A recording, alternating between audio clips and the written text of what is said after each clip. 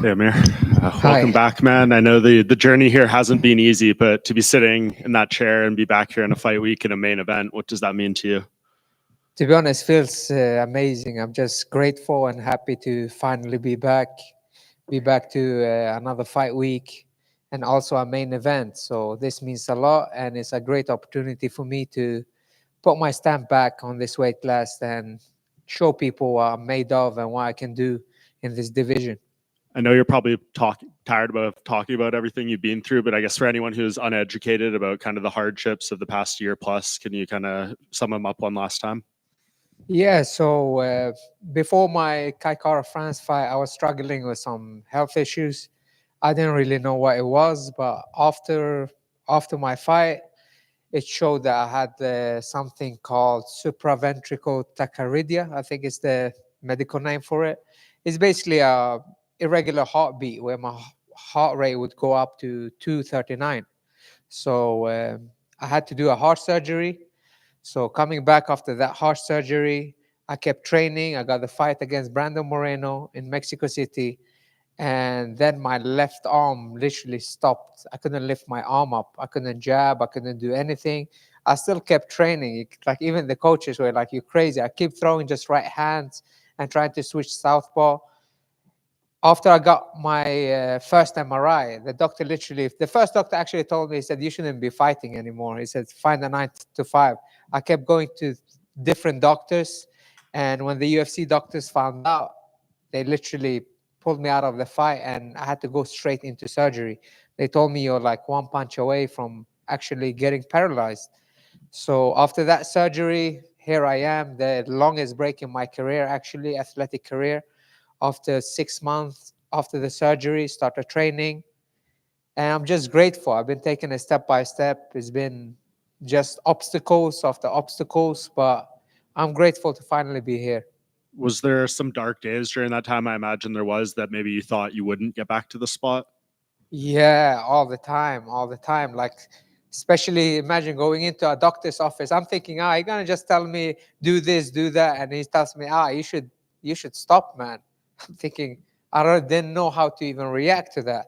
So it was a lot of hard moments, but I tried to see the light in the end of the tunnel.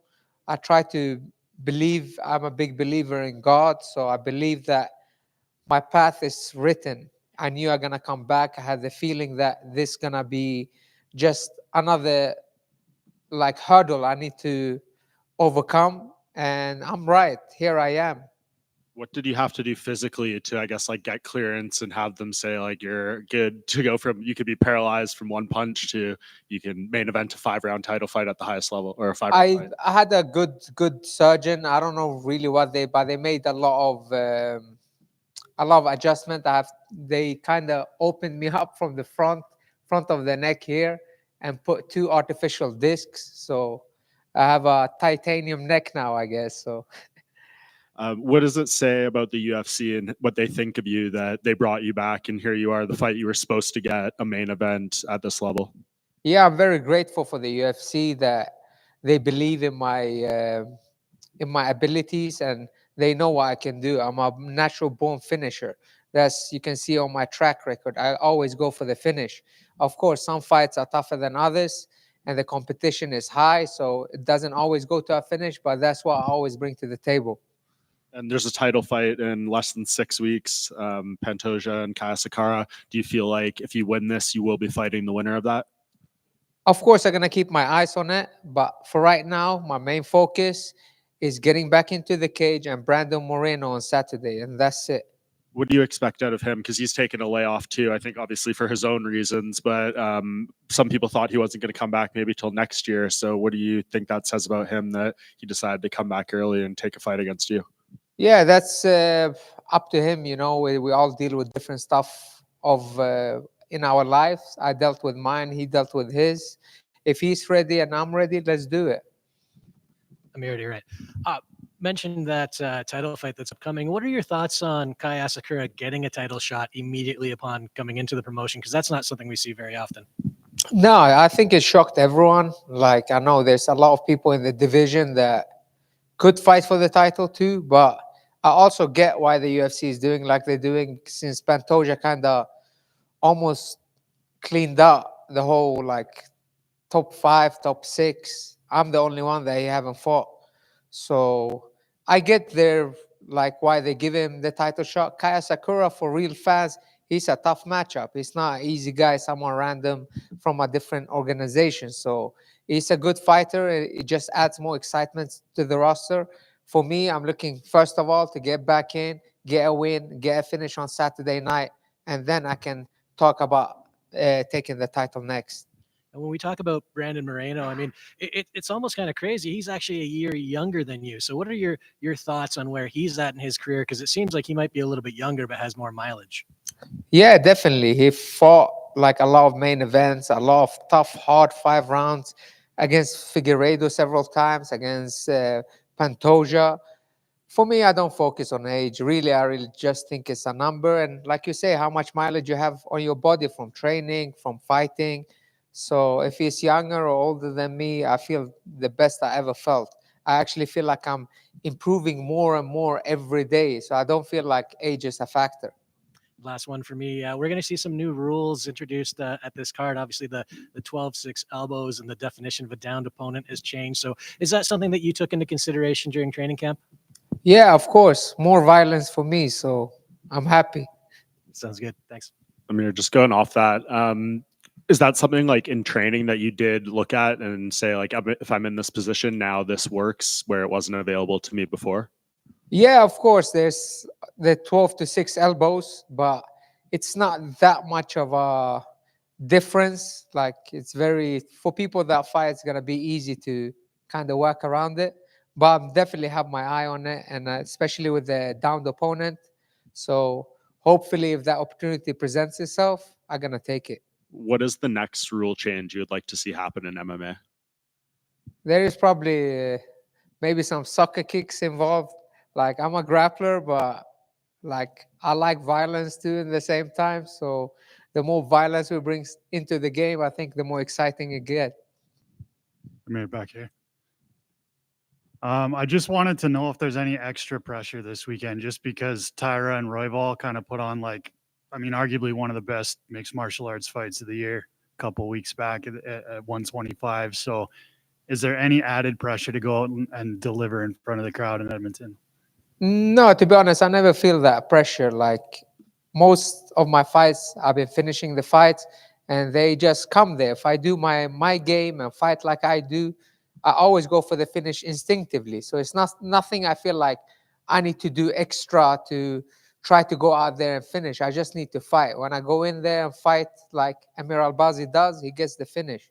And then I've got to ask about the whole Muhammad Mukayev situation, because I know you'd kind of said in the past, listen, I'm not on the best terms with the guy, but I would have liked to fight him at some point. You know what I mean? Do you still kind of feel that way? He's not in the UFC anymore, unfortunately, but it is what it is. If they decide to bring him back, I'm more than happy to welcome him back to the division, just for fun. Thanks, bro.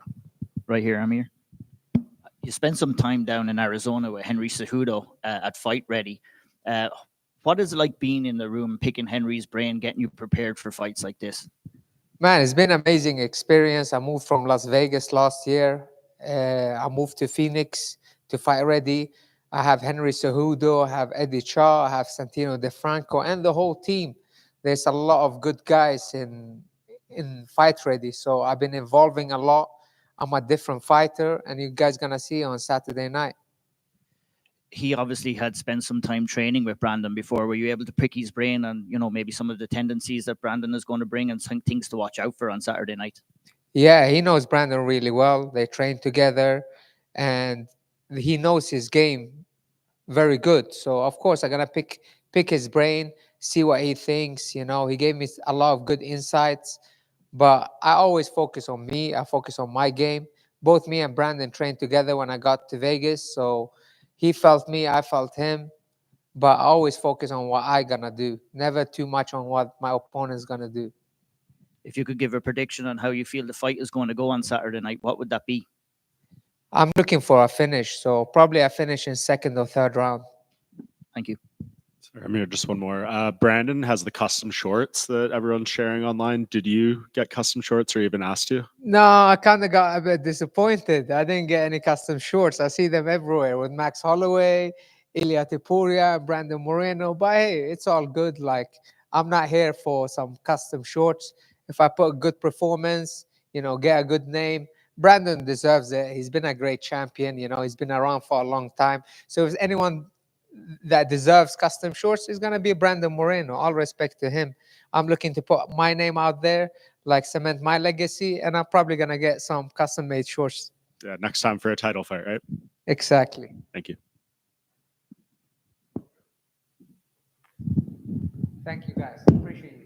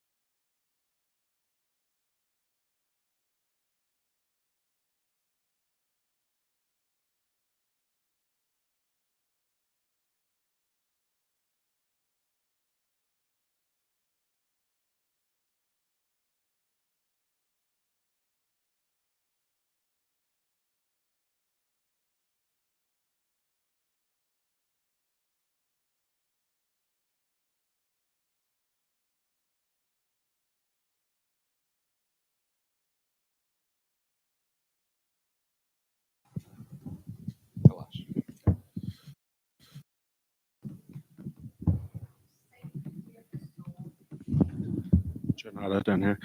Obviously a big fight for you. Did you expect to get a name like Derrick Lewis so early into your UFC career? Grande luta para você. Você esperava ter nome grande como o Derrick Lewis tão cedo na tua carreira no UFC?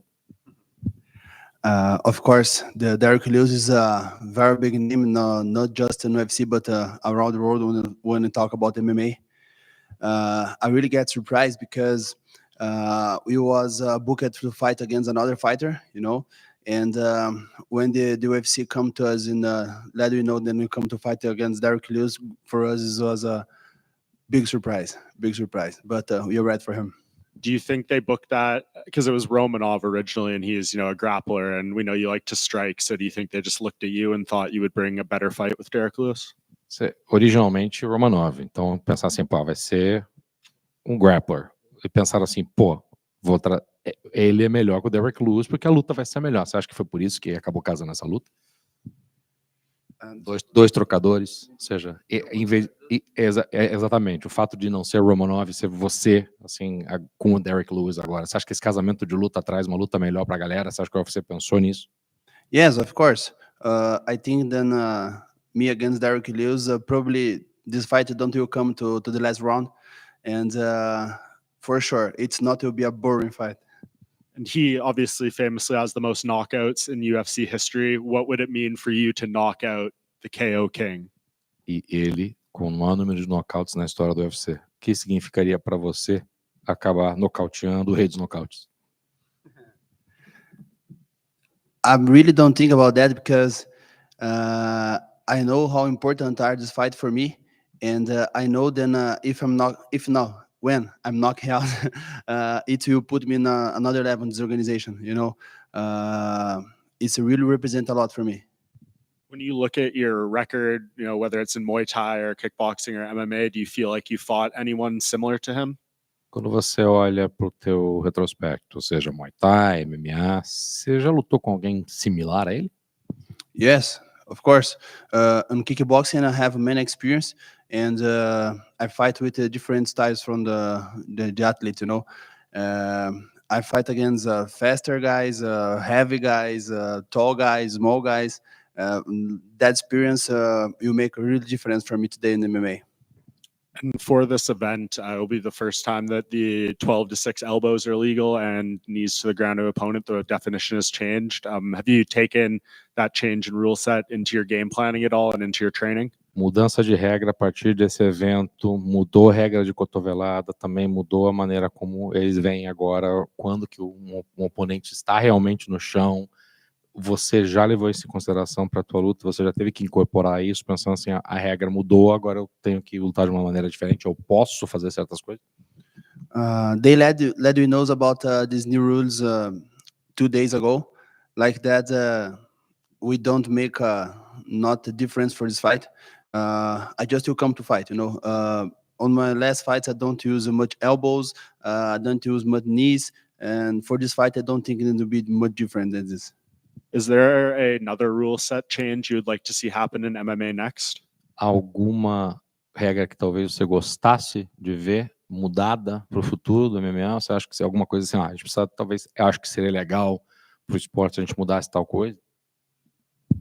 I don't know. I don't think so. I really think then the rules that we have on our sport today, it's really complete. And if you have some rules, you have to understand then that rules exist to support or take care about the fighters too. Right here to your right. You mentioned not using elbows a lot in your last fight. You did go the distance for the first time in MMA. Were there some positives to take away from getting that cage time, or were you disappointed to see that finish streak come to an end? Você falou o fato de não usar tanto o cotovelo na tua luta. Na última luta você acabou distância completa. Você fez uma luta completa. Teve coisas positivas de se extrair, de ter lutado uma luta completa, fazer todos os 15 minutos, 3 rounds. Oposto a você, eu não nocauteei o cara, mas tirei isso de positivo. From my last fight, I'm really show to everybody that I'm ready to fight 2 rounds against everybody. You know, before this fight, I think then have more than 7 years. Then I don't fight 3 rounds on my career like that. It was good for improve to everybody and to myself. Then I'm ready to fight everybody for 3 rounds or. It depends for which way the fight we take. And really, just a few weeks' time, we're going to see the return of Jon Jones and Stipe Miocic, obviously 2 famous names in your division. So what are your thoughts on that fight, and how do you see it playing out?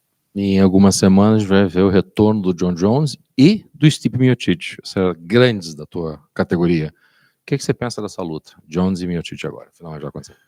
I think then Jon Jones will beat the Miocic. You know, I think then Jon Jones coming with a new version for him, and he'll come stronger. He'll come faster than from the last fight, and I'm so anxious to watch this fight.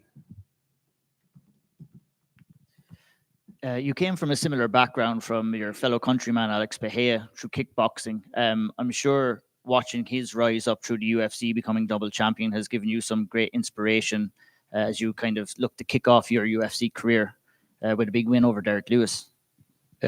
Você veio de um background parecido com o do Poatan, obviamente, né? Essa galera do kickboxing vem forte agora, a gente sabe. Você tira um pouco de inspiração, alguma inspiração do fato de que, pô, é um kickboxer que chegou, arrebentou, foi campeão, já foi campeão do uma outra divisão fácil, na terceira até. Você tira uma inspiração da trajetória do Poatan e da maneira como agora você tem uma oportunidade de ouro lutando contra um Derrick Lewis para, de repente, alavancar uma carreira ainda melhor? Of course, Poatan is the biggest inspiration that we have today in the organization because he really come from the kickboxing like me. He fight in WGP like me, and also in Brazil. We fight in the same events, small events, big events from kickboxing.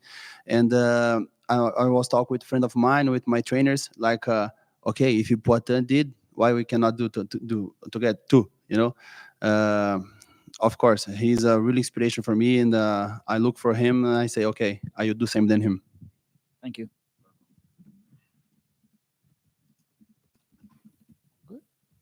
Good?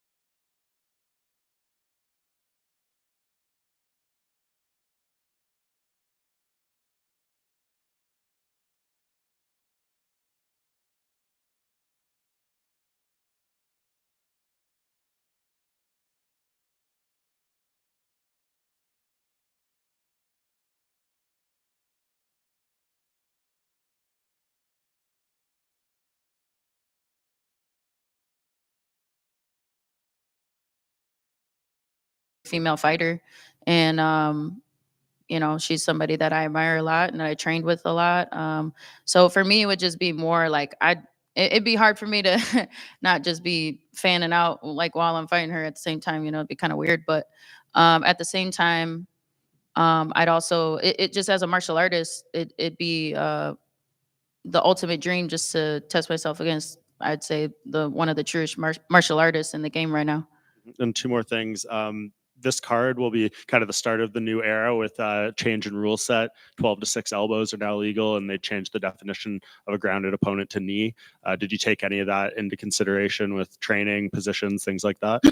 Yeah, I think a lot of those scenarios are like worst case scenarios, maybe, or like best case scenario, like if you have somebody kind of like almost, you know, at the end of the fight kind of thing, or in a very precarious situation. Because like I think one situation I've thought about is like front headlock positions, you know, because that's where people tend to start to stand up, but are, I guess, with these rules would be not necessarily down anymore if you're 4-pointed. So like that's something that I thought about, but I've always gone into every fight just protect myself at all times, you know, or at least I've learned that over the years. So regardless of what the rules are, people can break the rules. So it's a fight, and I have to be prepared for everything, no matter what, even if there's rule changes or what. Like even when the ref comes up to me and tells me like this is that and this is that, this is okay, this isn't okay, this area, I'm just like I'm just like locked in. Like I don't really pay attention to all those little details all the time, like because I'm just instincts, you know what I mean? Going off that though, is there another rule set change you would like to see happen at some point in the sport next? Yeah, I haven't really thought about that. I don't know. I mean, there's so many different like types of fighting now, and there's just so many different like it's just crazy what's going on like in the world of like combat sports in general. And so it's something that like I don't know. I haven't really thought about it too much. Like I think sometimes like the thought of like soccer kicks and things like that on the ground, or like you can like kick a downed opponent, like that would be crazy. But I think that would be more what is it, like impactful or whatever, than just like defining what a downed opponent is. But I don't know if I would like that or not. You know what I mean? Like it's not. So whatever it is right now is cool. Rose right here to your right. We saw Carla Esparza retire not too long ago, and it looks like Jessica Penne is also out of the promotion now. So I'm just curious, looking back to the Ultimate Fighter 20, what it means to you to still be here after that time, because I think it's just you, Tisha, and Angela Hill that are left. Yeah, we're just, you know, pushing on.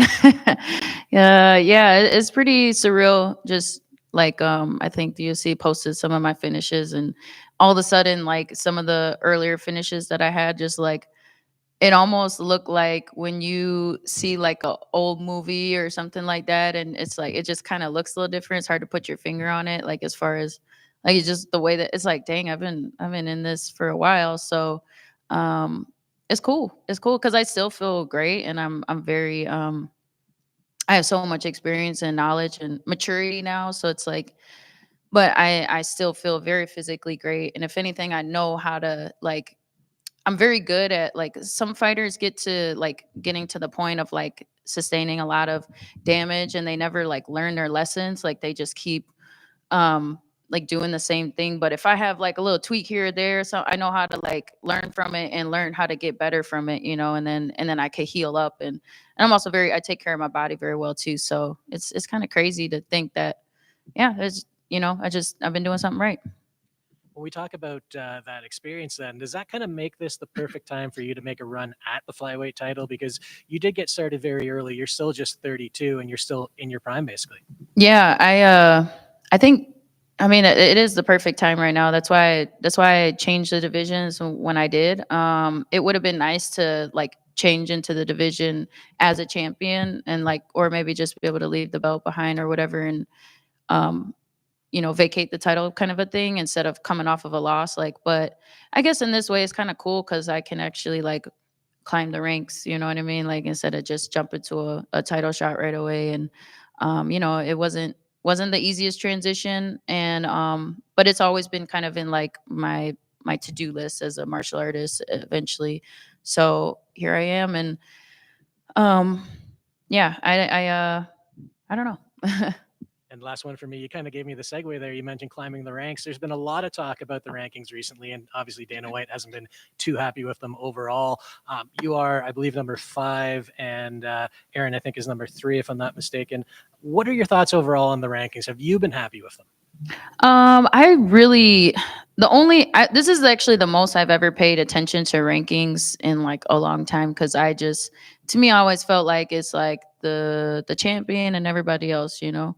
But the only reason I've been really paying attention to it lately is because it's like, okay, who am I fighting next? You know what I mean, kind of a thing. But like as far as like what do I like to get into the mindset of maybe the matchmakers or whatever. But yeah, I really don't think it matters. I think you just gotta win fights and do it in a way that you just gotta have the mindset of, I'm gonna be the champion, and I'm gonna get there, and I'm just gonna keep winning. Thank you. Mm-hmm. Rose, right here. You Yeah. spoke about the transition from strawweight to flyweight. What did you find most difficult with that transition? I would say, like, I guess, I don't know about like most difficult, but one of the difficulties would be just like, I think my ligaments and stuff, just carrying around a little more extra weight and putting on that size. I think it took its toll on my body just to get used to it, and like punching harder, like because you have that weight, there's more impact, and when you're hitting and or just wrestling around and stuff like that. So I think, yeah, my shoulders took a little toll during that transition, but now they feel great. So yeah. Would you think that transition is fully complete now, or is there still some work to do? I think there's always work to do, but as far as like, you know, just the transition phase, yeah, I'm definitely settled in here for sure. Like it would be, I'm not saying it's impossible, but it would be to go back down to 115. It would definitely take some real work, like more work than transitioning to this right now. For sure. Yeah. Look, you're going for your 3rd UFC title. You've been strawweight champion twice before. Obviously, there's lots of physical demands, but the mental demands of, you know, chasing a title and becoming a champion and defending that title, you know, you've talked about that quite often as well. You know, how do you feel on this chase for the 125-pound title? Yeah, I'm at peace. You know, I pray for peace every day, like in my mindset. Like it's I just control what I can control, and I try to just use this opportunity and platform to just, like, you know, glorify God, and just try to just be the best version of myself I can be, and just try to. And there's a lot of peace in that. You know, I'm not here. I think, you know, as I was younger, I had a lot of ego, and like I needed to know that I was better than the person I was fighting. It's like, really, at the end of the day, we're all tough. We're all really good. It's just, to me, I really, and I still do believe that I'm like, I have the gifts and I have everything it takes to be better than anybody that I stand across from. Like, that's just the mentality that I have. But it's like, if it ends up not being true on a specific night, then it's just like, okay, I guess that's not God's plan for me. Then it's fine. I'm just enjoying being a martial artist and being in the present moment, and just enjoy every step of the way that I get to be with you guys, and be able to just be in the world and just share the good news. You posted a little while back on Instagram with all your championship titles on top of the Lithuanian flag. I just wondering if you could like speak to how proud you are to represent Lithuania and your Lithuanian heritage. Yeah, aš labai myliu Lietuvą, labai noriu būti ten ir važiuoti Lietuvą. I was just saying that, like, I just really love Lithuania. I want to be there. I miss them, and yeah, it would be my dream to one day fight in Lithuania. If I mean, I don't know how possible that is, but I know it's possible. Anything's possible. So, yeah, I love Lithuania. Even though I was born in the States, I'm speak Lithuanian fluently. You know, like I was born and raised, and my grandmother raised me, and I'm very much Lithuanian in my heart. And so, yeah, it would be a dream come true. But I forgot the rest of that question, but I don't know. just love Lithuania. I think you answered it well. Thank you, Yeah. Rose. Thank you. Rose, just one more. When we were talking about the rules, you mentioned there's a lot of crazy stuff going on in combat sports. Is there anything in particular you were referring to that you've seen lately that's just been like, what the hell? Man, I seen something where they were like taping their hands together on a table, and then they had like a belt tied to the table, and they were like just fighting like that. And then saw something like medieval MMA where they're like just dressed in like, you know, knights armors and like just hitting each other with weapons, which is funny because like it just kind of took me back to like before I started actually fighting. And there was a point in time where, you know, when I was doing like all kinds of martial arts, and I did stick fighting at one point, and that was actually really fun. And I don't know, you know, how I'd be, that would be cool. I wouldn't be surprised if you see some stick fighting championship at some point, but that was actually like really fun and a really good workout. I've always like kind of teased the idea of like incorporating that into my training because it's just such a great cardio, you know? So we won't see maybe some car jiu-jitsu or something? Yeah. We were talking about that last night. Like, what is going on? Like some of the stuff is just out of control, you know, but yeah, that's where we're at right now. All right. Thank you.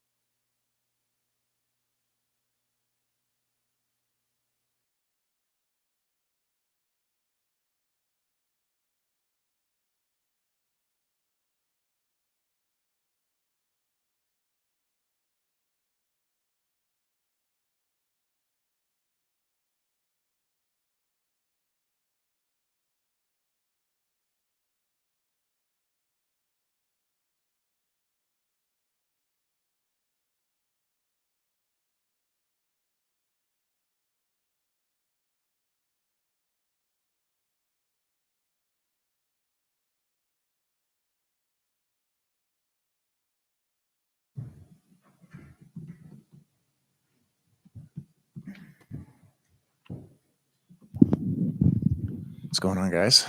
Mike, welcome back. You took a little time after the last one. I guess just what was your process after suffering that first UFC setback? Yeah, man. I mean, just gotta reassess and see what went wrong. Like, feel like you know, you do the same thing after a win too, right? See what you can improve on, but it's how much do you want to dive into that? You know, you can write it off to being like, well, I won 14 minutes of that fight and just made a couple bad decisions at the end and a couple of things went wrong. So if I just don't do those, then I'll be fine next time and I beat that guy 9 times out of 10. Or we can do what we did, where it's like, look, it's probably the symptom of a much larger problem that we didn't recognize as much. How do we dive into that and figure out where we can get the most growth? And that's what we did. So the last 9 months, has it been? Last 9-10 months have just been focused on improvement and growth and getting back in here to be the most confident version of myself and most prepared for the fight that I could possibly be. And did you have any opportunities to come back earlier, or did you always feel like whenever they come back to Canada at some point in the back half of the year, that would be when you would return? No, I was supposed to fight in July. So I was supposed to fight on the Denver card. And then I got injured quite badly, almost exactly a month out from the fight. And I was like, well, I've put in a lot of work. Like, I don't want to waste this work. I think I can go out there and still have a, you know, I can still go out there and win, but this is going to affect my performance. It's kind of stressing about it for about a week, and then kind of fate interjected a little bit. And, you know, I was maybe being a bit too stubborn to pull out, but my opponent ended up pulling out of the fight. And my manager's like, yeah, Sean's going to look for a new guy for you next week after the pay-per-view or after whatever big card it was. And, you know, I messaged my coaches and they're like, this might be a sign, buddy. This might be a good time for you to, you know, you're not pulling out of a fight. You don't have a fight right now. You don't have an opponent. Like, maybe now's the time to pull back. You know, the fight's, you know, this fight's happening in November. Just heal up and be ready for November, which, you know, worked out really well. Feel great right now. This card is kind of at the beginning of a new era a little bit with the change in rule set, the 12 to 6 elbows being legal and the change to the definition of the ground of opponent. Did you train that at all? Is it in your mindset knowing that certain things are now available that weren't there before? Yeah, 100%. I mean, keeping things in mind, especially like getting up off the ground or snapping guys down in different positions. The knees to the head's probably the biggest one. Dude, it's a fight in a cage. I'm not overthinking it as far as like each individual rule though. If you could, because I know you're an analyst a little bit now too, you've done some great work. If you could vote for the next rule change in MMA, what would it be? That's a great question. I would love for there to be some sort of rule around missing weight.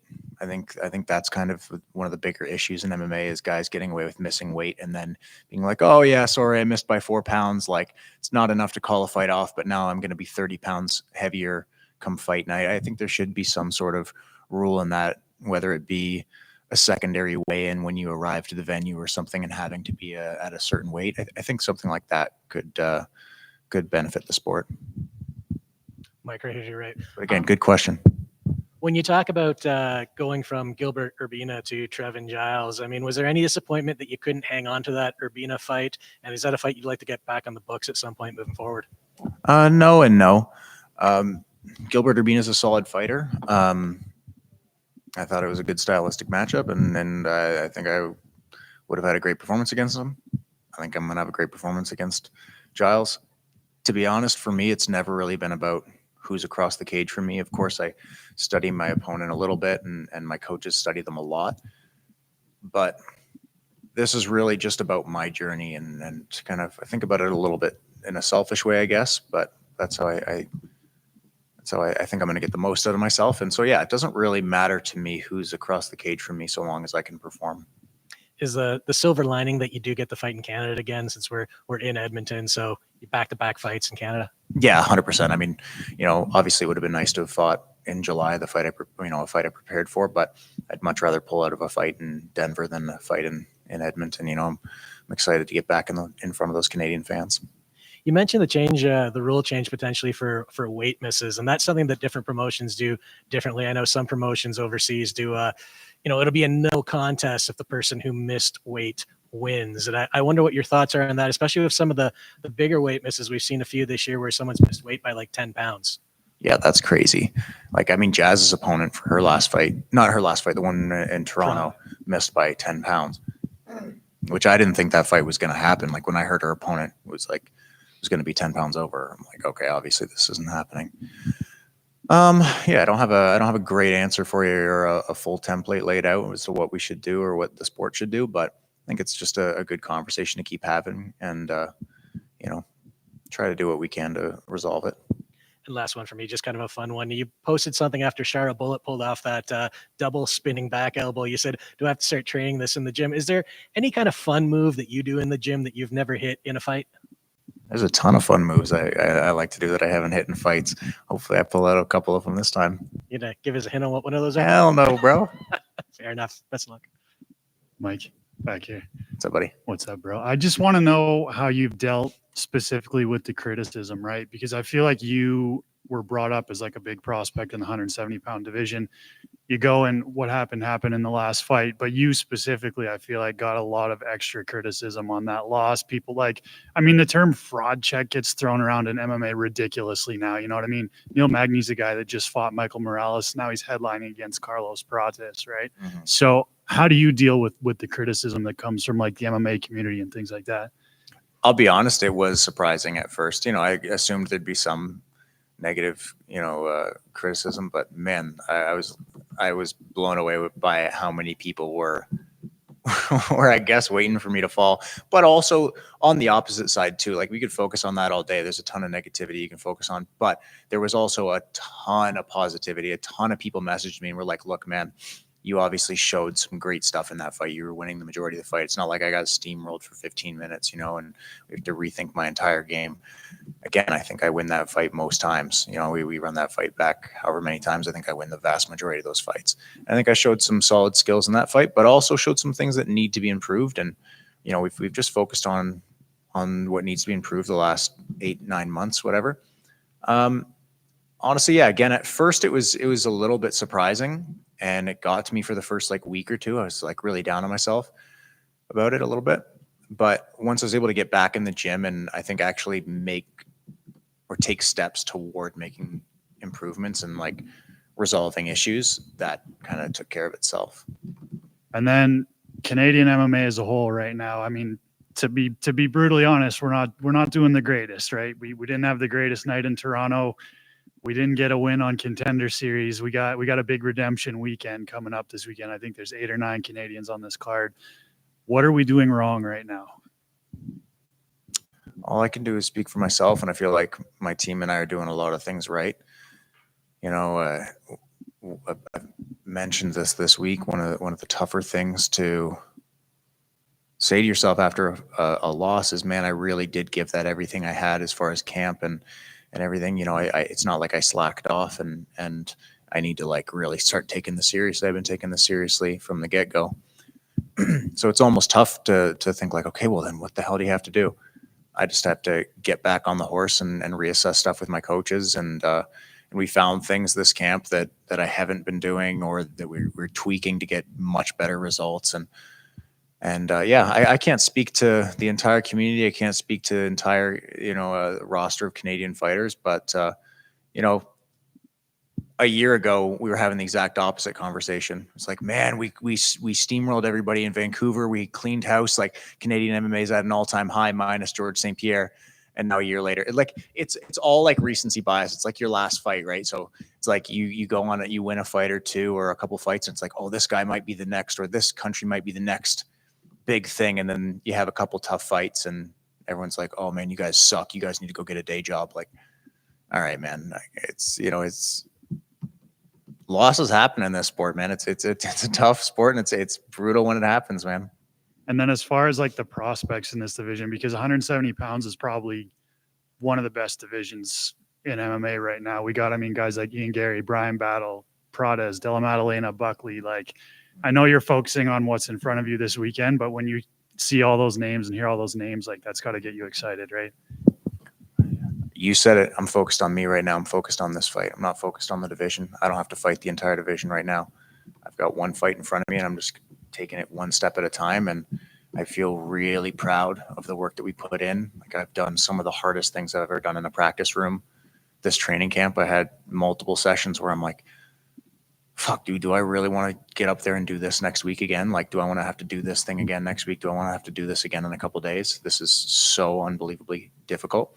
But after having survived that camp, like, I feel really good right now. It's weird to say, coming off a loss, that I feel the most confident I've ever felt, but I really do. I felt really confident going into my last fight and came up short, but again, showed some really good moments. Like, I had a lot of success in that fight, and at the very end, some horrible, it goes about as bad as it can in the last minute and a half.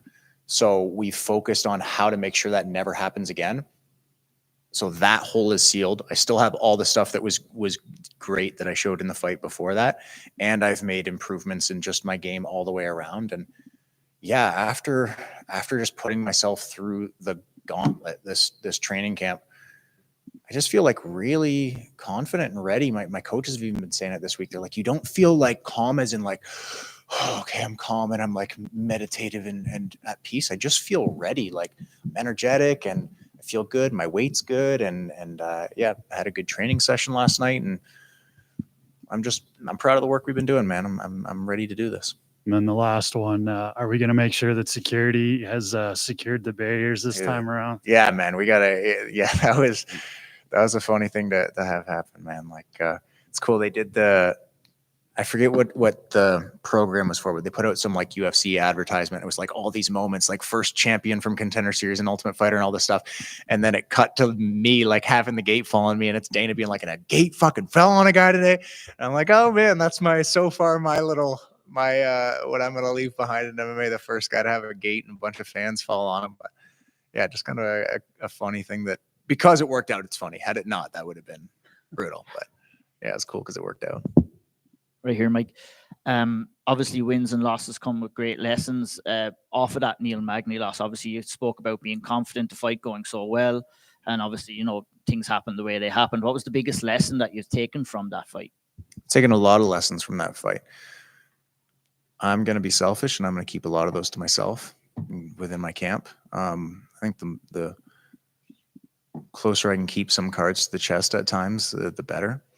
But again, I'm really confident going into this fight because I feel like we've done a really good job of sealing the holes that were, you know, that led to the loss at the end of the fight. And some of them were like, okay, different decisions, just make quick different decisions. And some are, how do we prepare for a fight differently, and how do we come at a fight? And I just feel so much more confident knowing that I've covered those bases. When you're kind of visualizing how the fight is going to go on Saturday night, without giving obviously too much away, how do you feel it's going to go? Just that, man. Just get the hands raised. Just go out there and have a great performance. I'm pumped to hear the Canadian fans chant and cheer. Pumped to be behind that curtain as we walk out and hear the, you know, whoever it is with the headset, like, all right, you're walking in 3, 2. And you go and you just hear Fat Lip by Sum 41 come on, and a bunch of Canadian fans cheer. And you know, you hear the kind of quiet roar from the backstage as you walk out past that curtain. It goes from like a quiet roar to just screaming fans right in your face. And you hear that echo from being inside the arena. Yeah, I don't care how I get this win. I just want to go out there and perform the way that I know I can. And I'm confident I'm going to go out there and have the best performance of my career. You mentioned Sum 41 there. They're doing their farewell tour. Are you going to try and see them before they pack it in? Yeah, man, that'd be sick. I'd love to go. Do you think they'll be back? I mean, we talk about MMA retirements all the time. So how about Sum 41? They're announcing this as their farewell tour. Do you think maybe they'll come back again? I mean, I hope so, right? Like, sometimes these guys just need a break, man. You've been on tour for 20 years, you know, however long. And yeah, maybe you take a few years off, but you miss that roar of the stage and roar of the fans. Like, hopefully they'll come back again, but who knows? Last one from me. Win on Saturday night. Do you think that trusts you into a position where you can go and start taking on the rankings in the welterweight division again? Obviously, you know, would you like another crack at Neil Magny? Or do you have eyes on anybody else in the top 15? Again, I'm not thinking past Saturday, man. I got a tough guy in front of me, a guy I know I can beat. I know I can cover him anywhere in this fight, but I can't screw around. This is a dangerous guy. You don't get 7 wins in the UFC by accident. Like, this guy's a solid fighter. So I'm just focused on going out there and having a great performance and being proud of the work I put in. Thank you. Mike, you mentioned a guy you know you can beat. Obviously, you grappled with Trevin Giles a couple of years ago, got the victory there. How much does that just sort of not weigh into preparation, but give you that added confidence of, I've already felt this guy. I know what his strength is. I know I can beat him in one facet, and I'm confident everywhere. Does that just change sort of the focus and intensity of camp a little bit? It definitely doesn't change the intensity. I guess having competed against somebody could change the focus a little bit, like where we'd be looking to take a fight. The biggest thing, like you said, is what's a guy going to feel like when you grab a hold of him? What's a guy going to feel like when he stands in front of you? So MMA and grappling are very different, but I've had the privilege to grab a hold of this guy and feel him. And, you know, he's a strong guy. He's a welterweight. He feels like a welterweight. I didn't grab a hold of him and want to get out of there. And, you know, and I was able to get the better of him in the grappling match. So I'm confident if we tie up in this fight, or when we tie up in this fight and it goes to the ground, I'm going to get the better of him there. And I'm confident that I'm going to get the better of this guy in the striking as well. Like, again, I'm a well-rounded fighter. I think I'm dangerous everywhere. I check chins and chase chokes, man. So I think anywhere this fight goes, I can do well.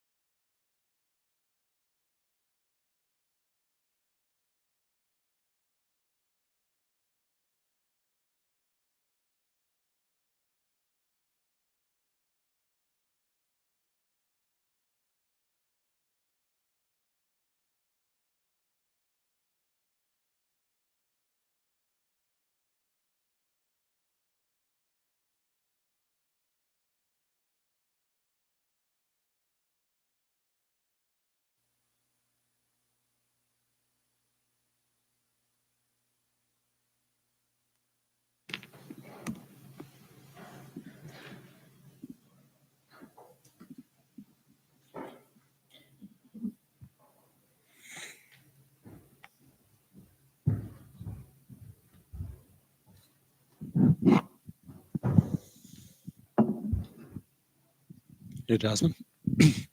You've been kind of one of the bright spots for Canadian MMA this year. Are you starting to feel a little bit of a burden carrying that increased weight? A burden? No. Are you kidding me? A burden? No. I think it's like an honor. I definitely like think about it, but I love martial arts, and to be able to kind of have like other people in Canada seeing martial arts, other women, other children seeing martial arts and being inspired to try it. That's the blessing I get, not the burden. Have you noticed a lot more people like coming your way, asking for your attention, things like that? Yeah, I've noticed a bit of like a increase, but I think it's more like my whole team. We have Mike Malott and Siri on the card with us, and so it's just like all of us growing, and then it's growing exponentially. I know you've been frustrated with the way some opponents in the past have tried to fight you. Are you excited to compete against someone's nicknamed the Queen of Violence? Yes. Yeah, I'm super excited. Once I saw that, Queen of Violence, I think, challenge accepted. You feel like you're going to take that name for yourself in this fight? I don't know. We'll see. New rules come into play for this card, right? The 12-6 elbows and change the definition of a ground opponent. Have you worked that into your game plan at all? Oh yes, yeah. No, I'm a big fan of the rule set being changed to that, and definitely been implementing it. If you were to make a next change or vote towards something, what do you think the next MMA rule set change should be?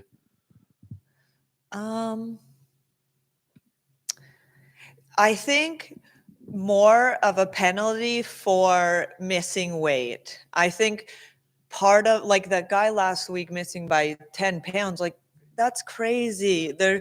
There has to be some more accountability than just money. Like it should be a suspension or something like that. I think half the battle is making weight, and for people that are professional and they're doing it, I understand. Yes, there's some misses and stuff, and that happens. But like there has to be, I think, something with that. I don't know what, but something. Yeah, Mike said a similar answer to that question. So you guys are on a similar mindset over there, I guess. You look at, top of this card, you see Rose and Erin fighting. Is that like inspiring to you to see that spot in the division, and how far do you feel you are away from getting fights like that? Hopefully soon. Yeah, like, I'm focused on my path, and whatever doors open up after this, I'm always trying to get better and beat the girls that are better and better and better until I'm in that number one spot. But yeah, we'll see what the future holds. Jasmine, right here. You kind of touched on that 10-pound weight difference or weight miss, and you've had one of those. Not you, but your opponent had one of those, of course. And then you had the fighter pulling out your last time out. So was there any worry coming into this that something crazy was going to happen again? Yes, there's always that worry, but you just roll with it. Whatever happens, and you just gotta kind of take it off the chin and keep going. And you always say, you're here for a good time, not for a long time. But, you've had a lot of success. You're coming into this 4-1 in your last 5. You're looking for your 3rd straight win here. I mean, is this the kind of, point in your career where you go, maybe I will be around a little longer than I thought, and maybe now I got to really buckle down and go on that run? Well, yeah, that's the plan. That whole I'm not here for a long time. That's kind of like my journey within martial arts and within the sport. I started later. I was 26 when I started. And so that's kind of what I mean in my kind of bro science mind of what it is. But yeah, the title has always been being able to be the best in the world, and the best that I can possibly be. And I believe that is the best in the world. So yeah, the eyes are always on gold. And you are the only prelim fighter here today at Media Day, other than the featured prelim guys. Even your opponent isn't on the docket today. So what does that tell you about how the UFC values you, especially here in Canada? Well, that warms my heart. Thank you for telling me that. No, I didn't know that. No, I'm great. I'm grateful for all the opportunities to, be able to show myself a little bit more, and kind of like the more I put myself out there, the more kind of like I get back, and to be able to speak with people and learn more about them, and talk to them about martial arts, and come try it. It's a blessing. Do you feel more comfortable in that role now? Kind of, you are one of the faces of MMA in Canada.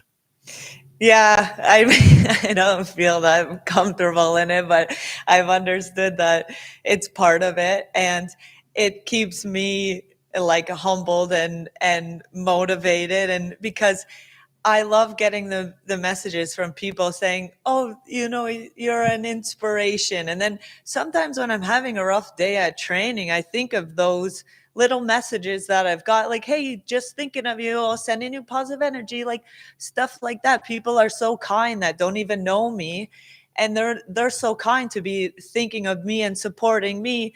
So it in turn is motivation for me to be a better person, to be better for everyone, and hopefully it works vice versa. And last one for me. I mean, you do have Ariane here, but you did have a matchup with Viviane Araujo for a bit, and obviously that fell through. She was higher up in the rankings than Ariane is. So was there any disappointment to not get that back? And is that one you want back on the books maybe moving forward? Yeah, I would love that fight. It sucks being presented an opportunity like that and then it being taken away. But, that's life, and I'll just keep trucking, and hopefully an even better opportunity comes after. Best of luck. Thanks. Thank you. Josh, back here. What's up? Are you Canada? So are you looking forward to getting a little bit of a warmer reception this time, instead of last time having them boo you and you kind of telling everybody to suck it on the microphone afterwards? Oh yeah, that's funny. I was just talking to one of the other guys, and they were saying you always like play it up when it's in Canada. When you're away, you a little bit play the heel. So yeah, I'm so excited to fight in Canada. I love fighting in Canada. I feel like the Canadians are all behind me, and I don't know. I feel like I go into the cage with extra energy because of the Canadian fans. Man, it's so cool to have them supporting me, and I love it. And going back to the weight discrepancy thing, I was actually talking to Farid Basharat last week about, his opponent missing weight by so much. And he kind of said, like, moving on in his career, he said, don't get me wrong, I'm always that guy that'll fight anyone, anytime. But I think as I move up in the rankings and I move on in my career, I've got to watch out and have my team look out for myself, because yes, I can take that fight, but in the long run, it might not actually be the smartest move in my career to take a fight with a guy that's missing weight by 10 pounds. I've got to look out for, my place in the rankings. So do you kind of have that mentality as well? What's funny is I actually had that thought, like, when I was watching that fight, and I understand what you're saying, and I'm the same. I'm thinking, yeah, fuck that, I'm taking that fight, man. But that's what I'm so thankful for my team, and I trust them 100%, because they would say, no, you're an idiot, we're not taking this, and I trust them so much that I would accept that. I wouldn't be like, no, I'm taking it anyways. Like, so I'm just thankful that I'm not the one that has to make those decisions. But yeah, I definitely empathize. And you did some training with Rose in Denver, right? How did those training sessions go? I actually wasn't able to get any training in with her. We were in the same room and we planned on it, but I was getting ready for a fight. She was getting ready for a fight. And so the partners were already kind of picked. I trained with Miranda, and Miranda trained with Rose. So we kind of, swap like that. But no, I haven't had the opportunity to train with her, but I look forward one day. I'm sure that we will train together. I was just going to say, what did you think of her last fight with Tracy Cortez? Because, I mean, obviously you were in there with Tracy, right? Yeah, no, I thought that was a good fight. I kind of like expected it to go that way. Is that one that you want to get back to Tracy fight? Oh, you can feel how much it pisses me off. Because one, I actually think I won that fight, regardless of whatever other people think. I think I won that fight. I think it's Mexican Independence Day. Anytime she even threw a punch in front of me that didn't even hit me, the crowd's like, woo, woo. You don't think that sways the judges? Meanwhile, I hit her with a head kick and it's like silence. I'm like, come on. But you know, everything's blessing in disguise, and a better opportunity will come because of it. All right, good luck this weekend. Thank you. Jasmine, right here. You spent a lot of time in Ireland this year training in SBG. Just wondering what kind of sparked that move over there to spend some time under John Kavanagh and the rest of the team there. Yeah. Also, forgot to tell you, I broke my orbital in that fight, like in the first round. So I couldn't see, I couldn't even see that fight at all. So in addition, but back to this, you know, just want to get that off my chest. So what happened was a teammate of mine was fighting in Belfast. And so I'm like, oh, that would be such a cool opportunity to go. I love to travel, and I didn't have anything booked at the time. So I'm like, I'm going to go check it out. I can stop over in Ireland, do a little bit of training, you know, kind of like casual. And then I went there and I met John and the other coaches, and I met the girls, and they have such a great training environment. They're all great people. Everything, I can't say enough good things about being there. So I knew after, I was only there for a couple of days, and then I went over to Belfast. But after that, then I knew for sure that it would be more of an exchange, like how the coaches are there and how my coaches are at home. They're all on the same page with everything. And I feel like I just learned so much when I go there from the coaches, from the girls. And I've developed such great relationships with everyone there. And yeah, I look forward to just continuing that and going back all the time.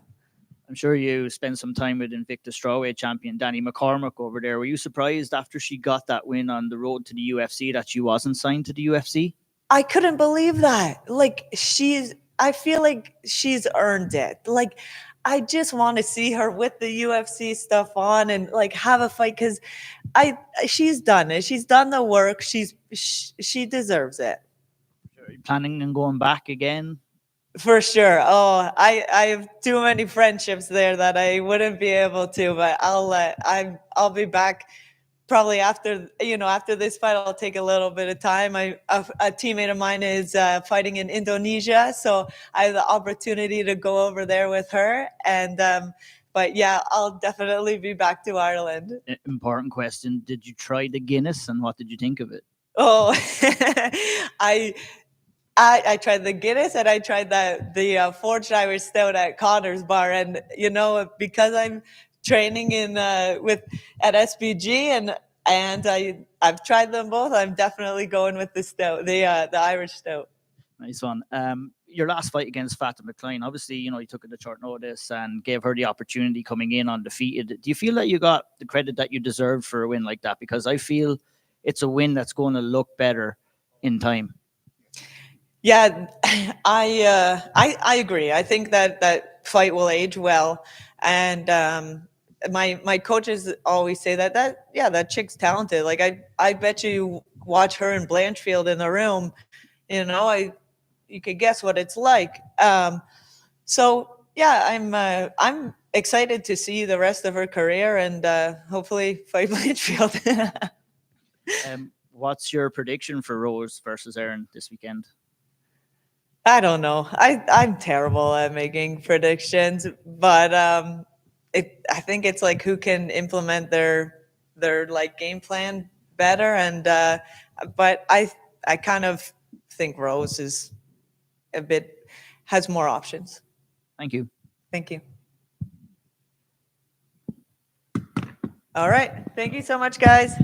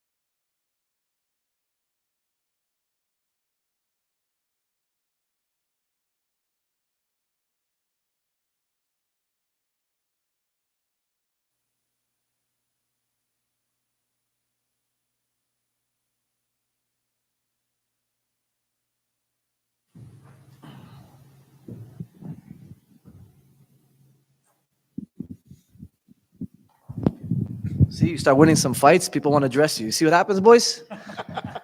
The rich get richer. That's what they say. Who are you wearing today? I'm wearing a Gaudi from these guys from West Island in Montreal. They have their own store, and they've been in business for a long, long time. And they did the nice thing of sponsoring me for this fight. So I got a couple more outfits for you guys throughout the week. Just going to keep dropping them one at a time. So what was that only recent? Did they only offer Faraz suits up until now, or what happened? See, it takes a long winning streak. You got to do something that's not easy. But for us, is always getting taken care of no matter what happens. Win or lose, my brother's safe. This is obviously a big fight for you, right? Fighting the guy who, as of this, will have the most fights in the bantamweight history. You've obviously earned it with a nice winning streak. Were you pleased when they brought you this name? Yeah, of course. It's nice to have an opportunity to fight guys with big names because it's how you solidify yourself in the UFC. And I feel like now I've gotten a few records. I've got a huge upset win. I'm tied for like 9th biggest upset in UFC. I have some other records too, so it's good to be established now. And I'm happy to have an opportunity to fight someone who's been in the top 15 for so long and he's only lost to either champions or potential future champions. Yeah, and I mean, you can't help but not look at the record, right? And you only see the one win in the last 6, but you look at the names there, and they're obviously the highest of levels. So how do you, I guess, digest that? Do you feel like Pedro's fallen off a bit, or do you just chalk it up to maybe not many people would have a better record than this if they fought all these guys in a row? Yeah, I feel like it's the latter. Not everybody can beat all these guys. And, it's a testament to him that they keep giving him even bigger names and all these tough fights. And I respect him. And, when a guy's lost a couple in a row, that's when he's most dangerous. So I really think he wants to come out there and beat me and just like keep himself in the game. I wouldn't say that he's taking this lightly at all. And he knows I have knockout power. So I know he's going to be, trying to protect his chin as well and just want to get put to sleep. Nearly impossible to finish this guy. But when you look at it, do you think you can be the one? You never know, man. People said Max Holloway will never be finished. And then Topuria did it. And that gives me a lot of confidence that I can do it too. Eric Kilang had never been KO'd. I KO'd him. So there's always a possibility, but the training camp, the main idea was we're going to decision because he's never been finished, never been subbed, never been KO'd. So I'm ready to go all night. You mentioned the training camp. You're an analyst now a little bit. You know about the rule set changes coming in. How do you factor that into your preparation? Well, it was harder for my teammates than for me because I'm going to be the first one competing with the new rule change. So anytime my teammates they went to like 4 points, they thought they were grounded, and I was faking knees to their head, and my brother's yelling at them, "It's not grounded anymore. You got to put your knee down." And they weren't aware. So because I knew the rules change was happening for this fight, I was trying to implement it in my practice. And I feel like it's going to limit stalling. Like you can see a lot less stalling in MMA now because of this rule change, especially because of the knees. When guys are going to go to one knee or one elbow, it's going to be a lot easier to advance into a good grappling situation, like taking someone's back or putting them flat, dragging them back and flattening them out. The 12-6 elbows, I don't know how well it's going to be used. To be honest, like it's to be seen. But I feel like forcing the guy to one knee or one elbow, it's going to change the grappling in MMA. What's the next rule set change you'd like to see happen in MMA? I don't have nothing in mind in particular, but it would be nice to have clearer rules on when the referee should separate it off the fence. Because some fights, like I know there's a big controversial fight between Batista and Aldo, and I could have seen it go either way. Like it's not really a robbery because round 2, yeah, he got all the control time, but Aldo did the damage in the first 2.5 minutes, but the second 2.5 minutes was all controlled. So it's like we need more of a gauge for the referees to be like, this is enough, man. If you're not scoring big enough of a strike or damaging enough of a strike, we're going to take you off the fence, Do you like Conor McGregor's shot clock idea? That's actually a really good idea. I didn't hear that idea, but a shot clock kind of makes sense. But what if the guy's like really creating damage? Then why you don't need a shot clock. But if there's not enough damage, you start the shot clock. Then you got to reset it every time there's a big elbow or a big knee to the head. I don't know. It's tough. Listen, I'm not saying it's going to be easy. I'm just picking at straws here. I don't know what. I'm right here. Yeah. You're not only on a great streak right now, but you are also competing in a calendar year for the second time. And that's the first time, I think, since like 2017 for you. Yeah. So how big is it to get that consistency going? And is this kind of a focal point for you moving forward to stay busy? Yeah, exactly. So I want to fight as often as possible, especially after my last fight. Sean Shelby had told me he wants me to fight more often, and I'm excited to do so. I feel like now I've established myself and my team and what I want to do in the routine. And now it really feels like business as usual when I come to fight. And I'm excited to just stack a bunch of fights now as close together as possible. And in particular, the Javid Basharat fight. I mean, do you take a lot away from that because he was such a big prospect, undefeated? A lot of people had really had him high up on their ones the watch list, so to speak. So do you take a lot of that away, and do you think that's why that fight in particular is why some of the current opportunities are coming? Yeah, well, I saw some of his vlogs and stuff, and he was getting interviewed by the commentary guys, and they were saying how if he beats me, he's in the top 15, so whatever. So I feel like I kind of took some of that hype that he had and that whole potential to rise up into the division. So I kind of stole that from him. But nonetheless, I think he's a very good fighter. He's very hard to beat. And, it was still a tough fight. I lost round 1, but then I won rounds 2 and 3. And I feel like a lot of guys in the bantamweight division are going to have a hard time beating him. He's not an easy problem to solve. He's always coming at you. He's always in your face. He's got great speed, great reach, great height. And he's a well-rounded fighter. And you saw his brother had a really good fight recently, and those guys train real hard. I told him after the fight, actually, I'd love to train with him in the future. If there's ever a chance, we can team up. We can maybe get better together. Very cool. And last one for me. I mean, how nice is it to have another opportunity to fight here in Canada? We're going twice this year for a change. Yeah, I love it. I'm hoping that they do more events in Canada. I know every time they come, they sell out. Even here in Edmonton, I'm expecting it to be a sellout crowd on Saturday night. And the Canadian fans love fighting. I was talking to one of my friends yesterday, and I was telling him even in our biggest national sports like hockey or lacrosse, fighting's involved. Canadians, the fighting's part of our culture. We've always had great boxers, great kickboxers, great karate guys, great hockey fighters, great lacrosse brawlers, things like that. So it's something that I think Canadian fans really appreciate when UFC comes, and they always show out, and they're always a great crowd. So I'm excited to fight here. Just out of curiosity, when you were growing up, did you have a hockey enforcer that you were a fan of? No, not really, not particular. But Derek Parker used to train with us, and he had won the first ever tournament. In Russia they had a tournament of ice hockey fighting.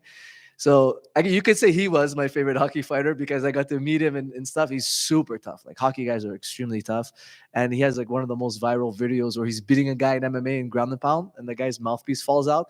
During the fight, takes the mouthpiece, puts it in the guy's mouth, and keeps beating him up. Just good old Canadian fighting. Just nice boys out there who know how to take care of business. Thanks, man. Best of luck. Thank you. Amen back here, brother. Oh, yeah, perfect. I just wanted to ask you, with the age of social media and promoting yourself nowadays, like you said, you're one of the best fighters in Canada, and you're one of the rising stars in the division right now. Realistically, I know you're a guy that always is fighting, doing the talking, but at what point are you going to have to become more active on social media and kind of calling guys out and not starting beefs, but just getting more eyes on you, right, as you start to climb the rankings? Yeah, that's what I'm trying to do. So everybody follow me on YouTube. But I'm not much of a trash talker. I don't think it makes any sense. In the end, it's a business, and we're sportsmen. And actually, on Tuesday morning, I bumped into Pedro in the lobby, and we both gave each other a hug. And he told me, he's like, "Hey, you look skinny." I'm like, "You look skinny too, man." I mean, in the end, I'm here to be an athlete, and I don't think the guys in the NBA need to talk trash, or NFL, and I don't think I need to talk trash either. I think that in the end, we want kids to come into this sport. We want them to be great martial artists and have developed good characters. And it's not about being a bad guy. It's about performing in your sport. That's really the point for me. And I'm trying to grow my social media through other avenues than talking trash. And then I think when you look at the numbers, I think Pedro has something like an 82% takedown defense. And I think he holds the record in the bantamweight division for most significant strikes landed right now. Oh. So I think that kind of tells you where this fight's going to take place. Are you expecting, if you have to, are you expecting to just kind of stand in there and trade with a guy like Pedro? Yeah, I'm ready to go 15 minutes on the feet for sure. It's one record I don't want to have is most strikes landed in the fight. I'd rather land a few and put you out than have the record for most strikes landed. Being a volume guy is great, but being a damage guy is even better. And we saw that play out with Max Holloway and Ilya Topuria. Cheers, bro. Aiemann here. Yep. You posted yesterday, consistency over time is essential. Is that kind of what you're thinking heading into this stage of your career? Obviously, coming in here with a win over Pedro, it'd be 5 wins in a row. And in the world of mixed martial arts, obviously, for different reasons, it's hard to find that level of consistency. What has it been for you recently that has given you that level of consistency that you feel that you need? Yeah, it's I have all the resources I need. Obviously, throughout the wins, the paychecks are getting bigger. So it's much easier now to stay in the gym and do absolutely nothing else and just focus on my craft and do what I have to do. It's much easier now to fly in the guys and pay for the hotel rooms and give them per diem so that they can eat, and it costs them nothing to be there. It just helps to have built a solid team.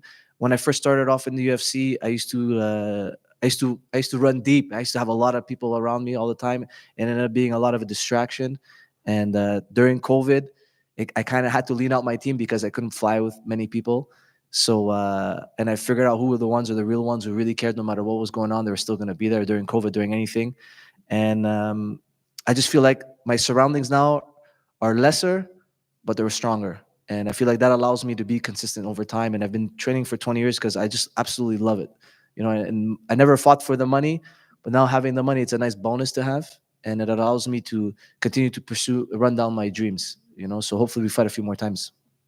Obviously, a win over Pedro sets you up for a couple of big fights. Do you have any eyes on anybody in the rest of the division right now? Well, I got to just take care of Pedro. That's the big obstacle. And then Sean Shelby is the best at his job for a reason. You see all these guys have great careers, and he knows what to do as a matchmaker. And I'm sure after the fight, we'll have a talk.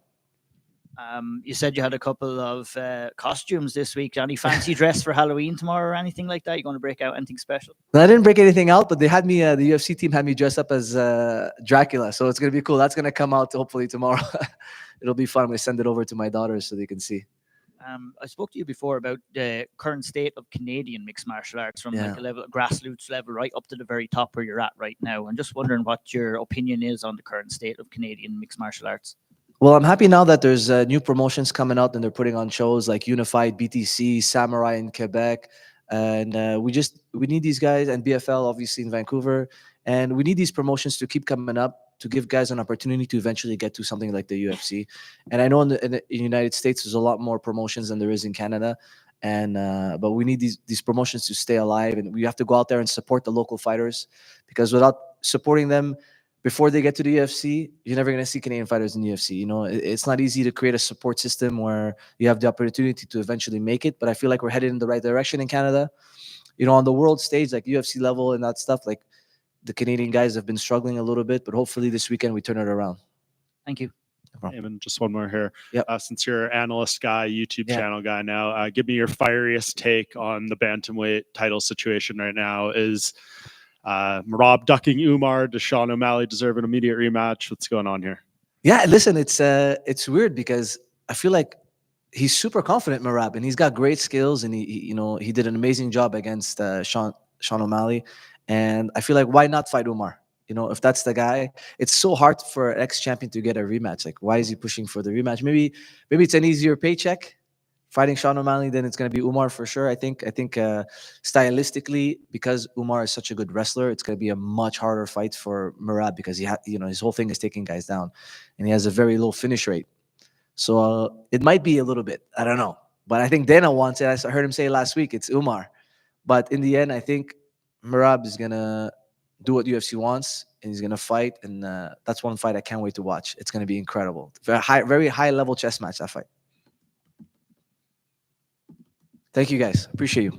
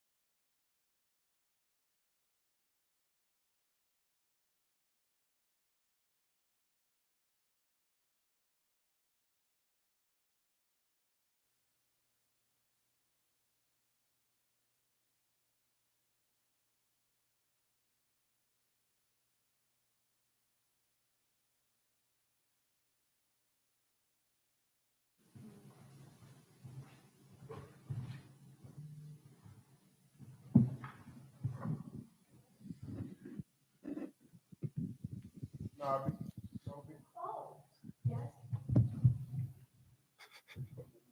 spot.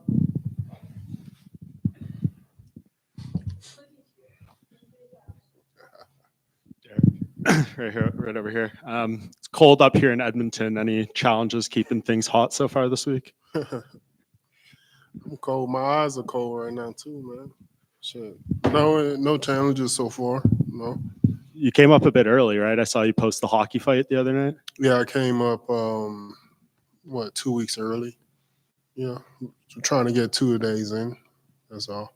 Yeah, you just want to be up here. It's not like it's a massive climate change or time zone change, so you don't usually see people come that early for something like this. Yeah, I just wanted to really focus on my diet the last 2 weeks. Shit, it's hard to do all that whenever you're at home. My kids eating hot dogs. I want to eat hot dogs too. UFC fight number 30 for you, which is kind of crazy. When you think back to the start of this journey, did you ever think you would compete here this many times? Not at all. Because the beginning of my career, people said that I would never make it to the UFC, and now I'm on my 30th fight. It's crazy. Yeah, and I mean, you're the most fights with the most activity now that Amir Albazi's gone. He set the bar at 43 when he left. Do you think you have another 13 in you or 14 in you? If I started off my career taking steroids, yeah, I would have had a long career too. Why are these lights so bright, man? I'm not dark. It's hot in here. It's cold in here, man. Hot under these lights. You never fought Andre though, either, despite you guys being here for so long. Is that a matchup that was ever presented to you? I haven't fought in Canada. No, Arlovsky. Do you not fight him? No, I didn't fight him. No. Yeah, it's interesting that many times. But you did fight in Canada once before, Travis Brown. Do you have good memories here? A little bit. Ain't too. It's just a little bit memory that I don't see often. I know you're working on the diet. What are your thoughts on poutine? Do you like gravy on your fries, or is that too much for you? Do what? A poutine? Have you ever had that before? No. What is it? Poutine. Poutine. I heard poutine, but I never heard no poutine. You've had plenty of that, right? Yeah. Sure, I still got back taste in my mouth now. I ain't seen my wife in 2 weeks. It's fries with cheese and gravy on it. No. Not your thing? And what's up with they liking tea with milk? Every restaurant I go, I say, "Oh, just give me sweet tea." They don't got sweet tea, but they got they can mix some tea with some milk in it. What is that? I'm not sure. I don't know. Is that just a Canada thing in your experience? I'm guessing. What do you put in your tea? Nothing? Put sugar. Okay. Yeah. You like it cold? Yeah. Okay. I don't like hot tea. That's another new one on me. You were supposed to fight Alexander Romanov originally, who's still on this card against someone else. Diniz is more of a striker. Do you think they just looked at the matchup and thought this would be a funner fight? Yes, because they thought that the other guy just going to wrestle a lot. That's all. Have you watched much of Diniz? Obviously, he's had a lot of kickboxing and Muay Thai fights and now undefeated in MMA. No, I watch a little bit, some of his fights. Yeah, he's a good guy, a good fighter. And that I haven't seen before. This will be your first time fighting in the new gloves. Have you tried those on yet? What do you think? I tried them on. I was like, damn, it's like I can make a fist without really trying to make a fist in these gloves. So that's pretty good. Is that scarier for the guys fighting you now? And we'll see, man. I don't want to give up my game plan. Everybody think I'm a wrestler, so I want them to think I'm a wrestler. I don't want them to think I'm a knockout artist or something like that. Yeah, you only have the most knockouts in UFC history. Yeah, but they don't know that. He don't even speak English. They don't translate that back in Portuguese. He don't know that. They also there's a rule change coming into place for all of MMA with this event. 12-6 elbows are now legal, and they changed the definition of what is a grounded opponent. What do you think of that? I can't even turn my arm that far to make it a 12-6. So it don't matter to me. So as long as I don't get hit by it, that's about it. So that's good. The ground opponents, shit. I don't really try to throw knees to anybody anyways, unless the first few seconds of the fight. But other than that, I'm not trying to throw no knee to no guy that's trying to get up. Yeah, you like flying knees, not ground knees. Yeah. Uh-huh. If you could make one other rule change in MMA after this, what would it be? Probably like 2 minutes instead of 1 minute, like between breaks. 2 minute rest breaks. Shit, it's gonna be a fun fight. It would That be. 1 minute go by so damn fast. Like you sit down and already, hey, time to get up. I'm like, man, I'm gonna try to act like I ain't hear him the first time. They ain't come clapping his hands. Get up. Oh fuck. I'm trying to catch my breath. Yeah. And just last one for me. It's Halloween tomorrow. Do you have a favorite Halloween costume you've worn over the years? Favorite Halloween costume. I was a doctor last year, right, Bob? Oh yeah, my prince costume was pretty good. Yeah, that one was that was my favorite. My prince. Yeah.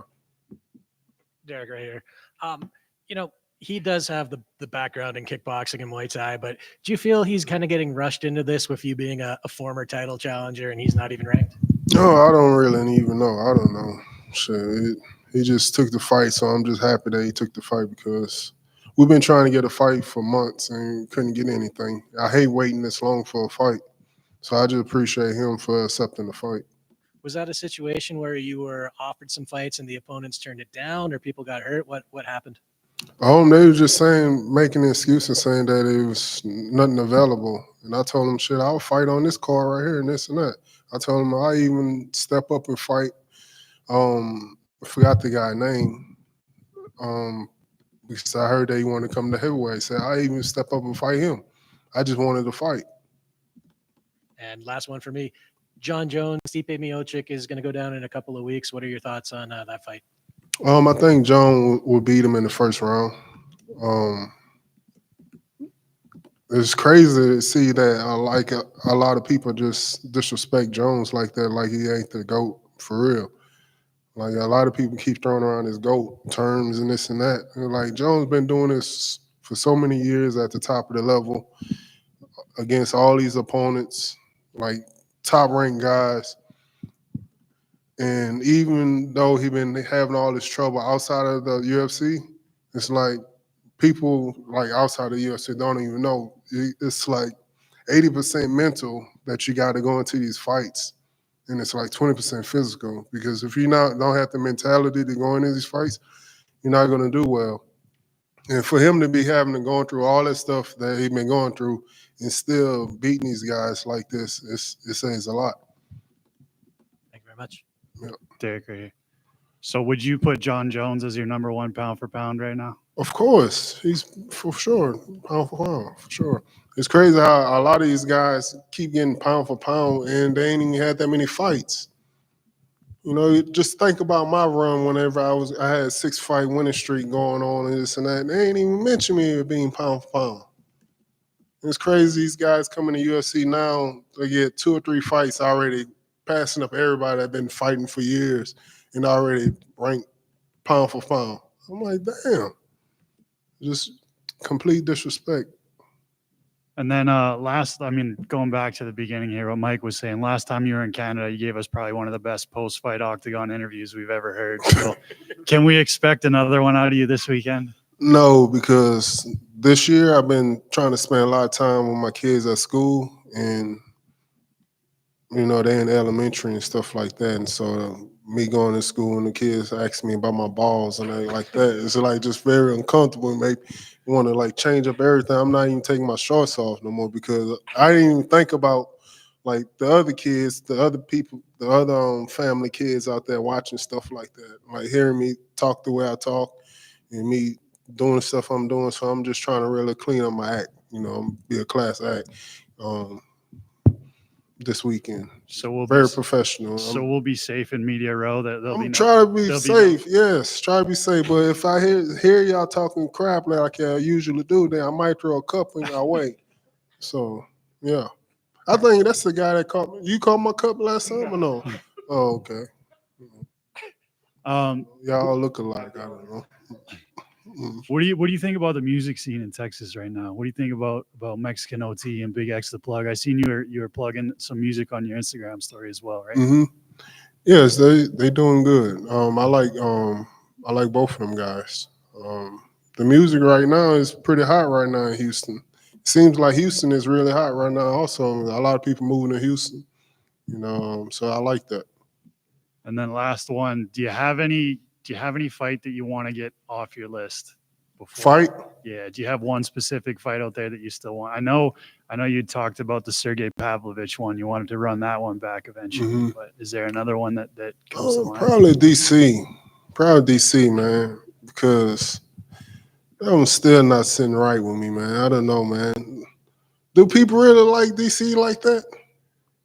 I don't know if DC will come back to Come fight, on, but man. like if there's Guy, what would you challenge? I told DC in his face, man, that guy a piece of shit. He's a piece of shit. Scumbag, man. Fuck DC. Do you want to elaborate on that a little bit more? Why? He know why. DC knows why? Yeah, DC know why. And everyone know why too. He disrespect that Popeye's chicken. But other than that, he's a piece of shit. Right here, Derek. This will be your fourth fight in a row where you're facing off against a Brazilian. What do you think is up with that? I don't know. Shit, there ain't no Asian guys out there. Guess not. I would like to fight Asian, like an Asian heavyweight. There ain't no Asian heavyweights out there. I thought all them sumo wrestlers and shit. No, ain't no big boys out there.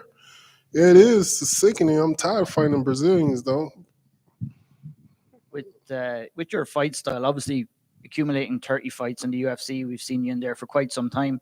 Sometimes, you go head hunting, get the knockout early. We've seen you fight some technical fights. Have you been concentrating on trying to meld those? Hold on. You say you see me fight technical? At times, I guess. On the back. Who you write for, man? SevereMMA.com. Man, yeah, okay, all right. See, it's first time a media guy say I fight technical. Okay, all right. What's your name? Ian O'Neill. Who? Ian O'Neill. Oh, okay. All right. What do you think about that? Am I talking crazy? No, that's a good thing. Yeah, I appreciate you saying that I fight technical. That's all I heard. What else you was trying to tell me? Sometimes you fight like a berserker too and go try to take the heads off guys. And I'm curious Oh. as to what style suits you better. Yeah. It all depends on how I feel, Take a burp, a hiccup or whatever. It just depends on how my acid reflex doing. Then I respond to that. Thank you. Like my last fight, I burped and I ended up knocking the guy out. Like you can watch the highlight, it's a true story. So it depends how I feel. Well, maybe you could go and get yourself some poutine and create some more burps this weekend. Yeah, I can't wait, man. Oh, shit. That's what moving me this weekend. I'm motivated to go home to get some. Derek, what would you think of Alex Pereira coming to heavyweight? Do you think he could do well in this division? I think anyone would do well in the heavyweight division. Most of us are just fat guys, man. He's not a fat guy. Do good. Huh? He's not a fat guy. I know. I'm just saying. Shit. You know how easy it is to beat a fat man? I think he'll do good. Shit, we just big guys. That's all. Another big guy. Did you hear Dana White's comments about Francis Ngannou the other day and saying he wanted to cut him after your guys' fight? No. Okay. Well, yeah, he was saying very critical of him just being outside of the UFC and said he was wanting to cut him from the organization after your guys' fight and said that he owed them money and stuff. Who guys this fight? Your fight with Francis Ngannou. Your guys this? Yeah, the fight between you guys. I got you. Yeah, okay. You never heard any of that at the time? No. Thank you. All right.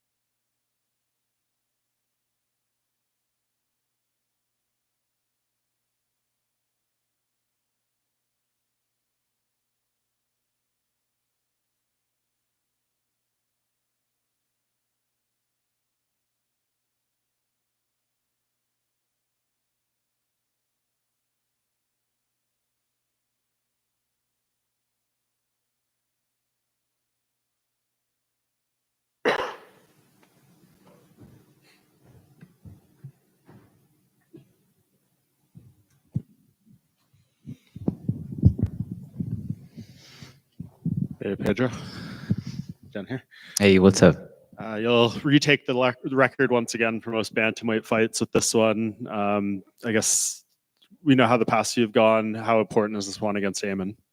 It was hard to. Yeah, just how important is this fight with Aiemann, given how the last few have gone? Yes, definitely. I believe that every single fight is a very important fight. You know, the winning fights and putting a good show and a good performance. That's the reason that we're here for the last 10 years. It's going to be my fight number 22 for the organization, which I'm very proud to be a part of. And since day one, and now it's always fighting the best fighters in the world. So which I get to learn, I get to be a better fighter every single time that I step in the octagon. And this time is not different. Facing Aiemann Zahabi, well-rounded fighter, interest fighter, complete. And I can't wait to share the octagon with him, and the best man will win that night. How do you internalize the results from the past couple of years? Because you're fighting the absolute best the division has to offer. You're not getting finished, but you're not ultimately getting the result you want. So how do you internalize and I guess use that to grow? It is not good and not bad. It is what it is. You know, every time that I step in the octagon, I'm always in the night my best version. Saturday night is gonna be my better version than all the other fights that you guys seen before. I get to train in the best gym of the world, American top team, and training with the best fighters. So that's a tool that helped me always to see what I done wrong in the past, and always be able to be a better fighter. Some rule changes in MMA coming into play for this card.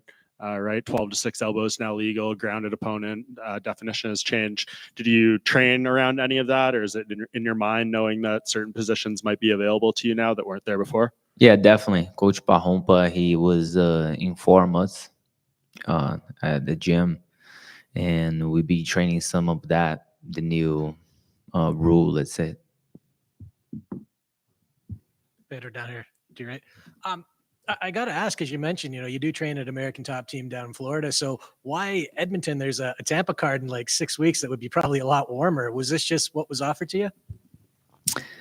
It is what it is. It's a fight. It's a part of my job. I fought in Sweden, fought in Brazil.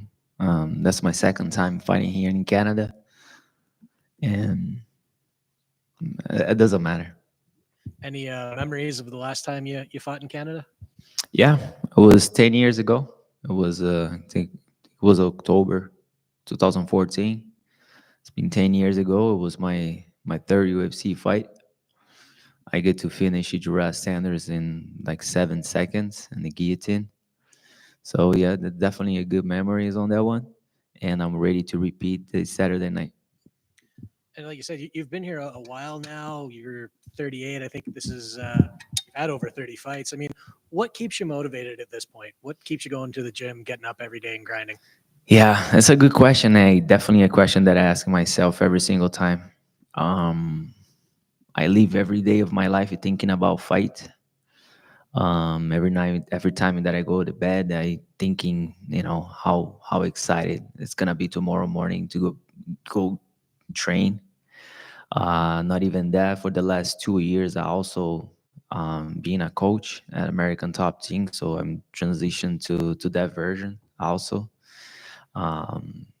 Being in the gym, being in MMA environment is something that's definitely makes me happy and content as a person also. Not only it, but it's a big part of my life. I grew up on the mats, and a couple fights ago that I was finishing the contract before this one, Sean wanted to resign me and was excited. It was right after I beat Chris Gutierrez that was coming straight with 7 victories. And I beat him in a unanimous decision like a year and a half ago, I guess. So I don't feel the game has passed me yet. I get to test myself an American top team with bunch of good fighters from all over the world, Brazil, United States, Canada, Russian, and I feel that I have the fire inside of me, and I like to keep improving, testing myself, and and that's what I'm capable of. You talked about making the transition to coaching. I'm just curious. I mean, you could fight for several more years, but do you have an idea of how you will know when it's time to make that transition fully? I think when the times come, I think I'll, my body, my soul, I think I will feel peace in myself. And, but I don't think that time has arrived yet. I'm with the beast every day in the gym, sparring 2-3 times a week, and still finishing people in training, and still tasting, going to hunt for feeling that blood, and fighting this big stage. It's definitely a dream come true, but I think I have something else to not to prove, but to keeping doing it, putting this good performance, and willing to fight anyone that UFC has offered, and that's what I'm here for. Thank you. Hi, Pedro. Obviously, coming in here against Aiemann and enemy territory, what kind of threats do you feel that Aiemann possesses to you in your game?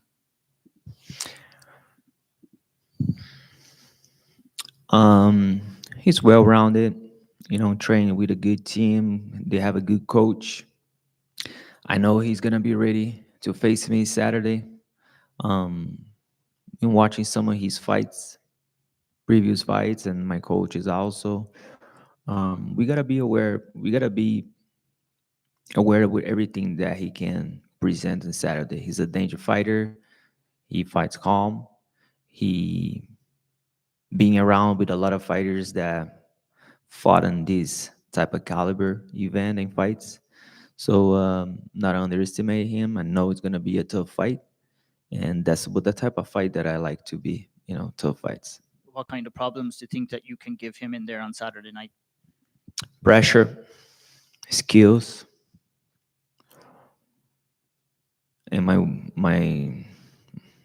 my desire to get that victory Saturday night. Longevity in combat sports is something that's hard come by, especially with yourself fighting in the bantamweight division, one of the toughest divisions in the sport right now. You've never been finished. What do you kind of put your longevity down to? What's that? What do you put like your longevity in the sport, and the fact that you've never been finished? What do you think that boils down to? I think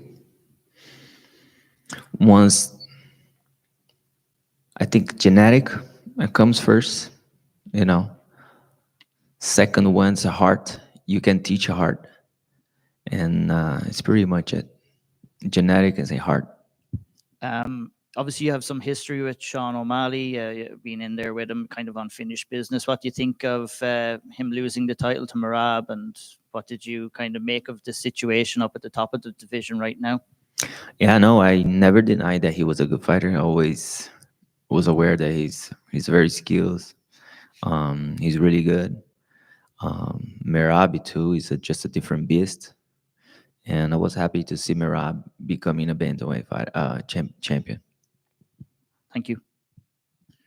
Mike mentioned off the top that you'll take over again the most fights in bantamweight history on Saturday. What does a milestone like that mean to you after a decade in the sport? Repeat again. Mike mentioned that you'll take the record again for having the most appearances in bantamweight history. What does a milestone like that mean to you? Yeah, it means a lot. It means that I'm able to fulfill my dream in my professional career, and in the biggest stage, in the biggest organization in the world. So it's definitely a few accomplishment, and I feel proud of myself. And I'm not the type of guy that I keep looking and see history and stuff. So I just live by the moment and let out the stories being made by itself. as you do make that transition into coaching and starting to share some of these lessons with the next generation, what is your story and your path give you to pass on to them, to show them, like, as you said, you can't teach heart, you can't teach being here for over a decade. What does that give you to pass on to that next wave of talent coming through ATT? It's definitely the experience to be around many good fighters, you know, and so many talent fighters, and a lot of the guys that's coming from tough, rough environment. It's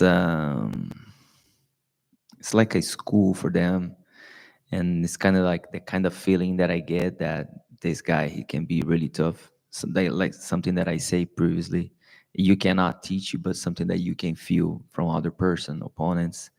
And in American Top Team, we are just on the mat full of those animals. Perfect. Thanks.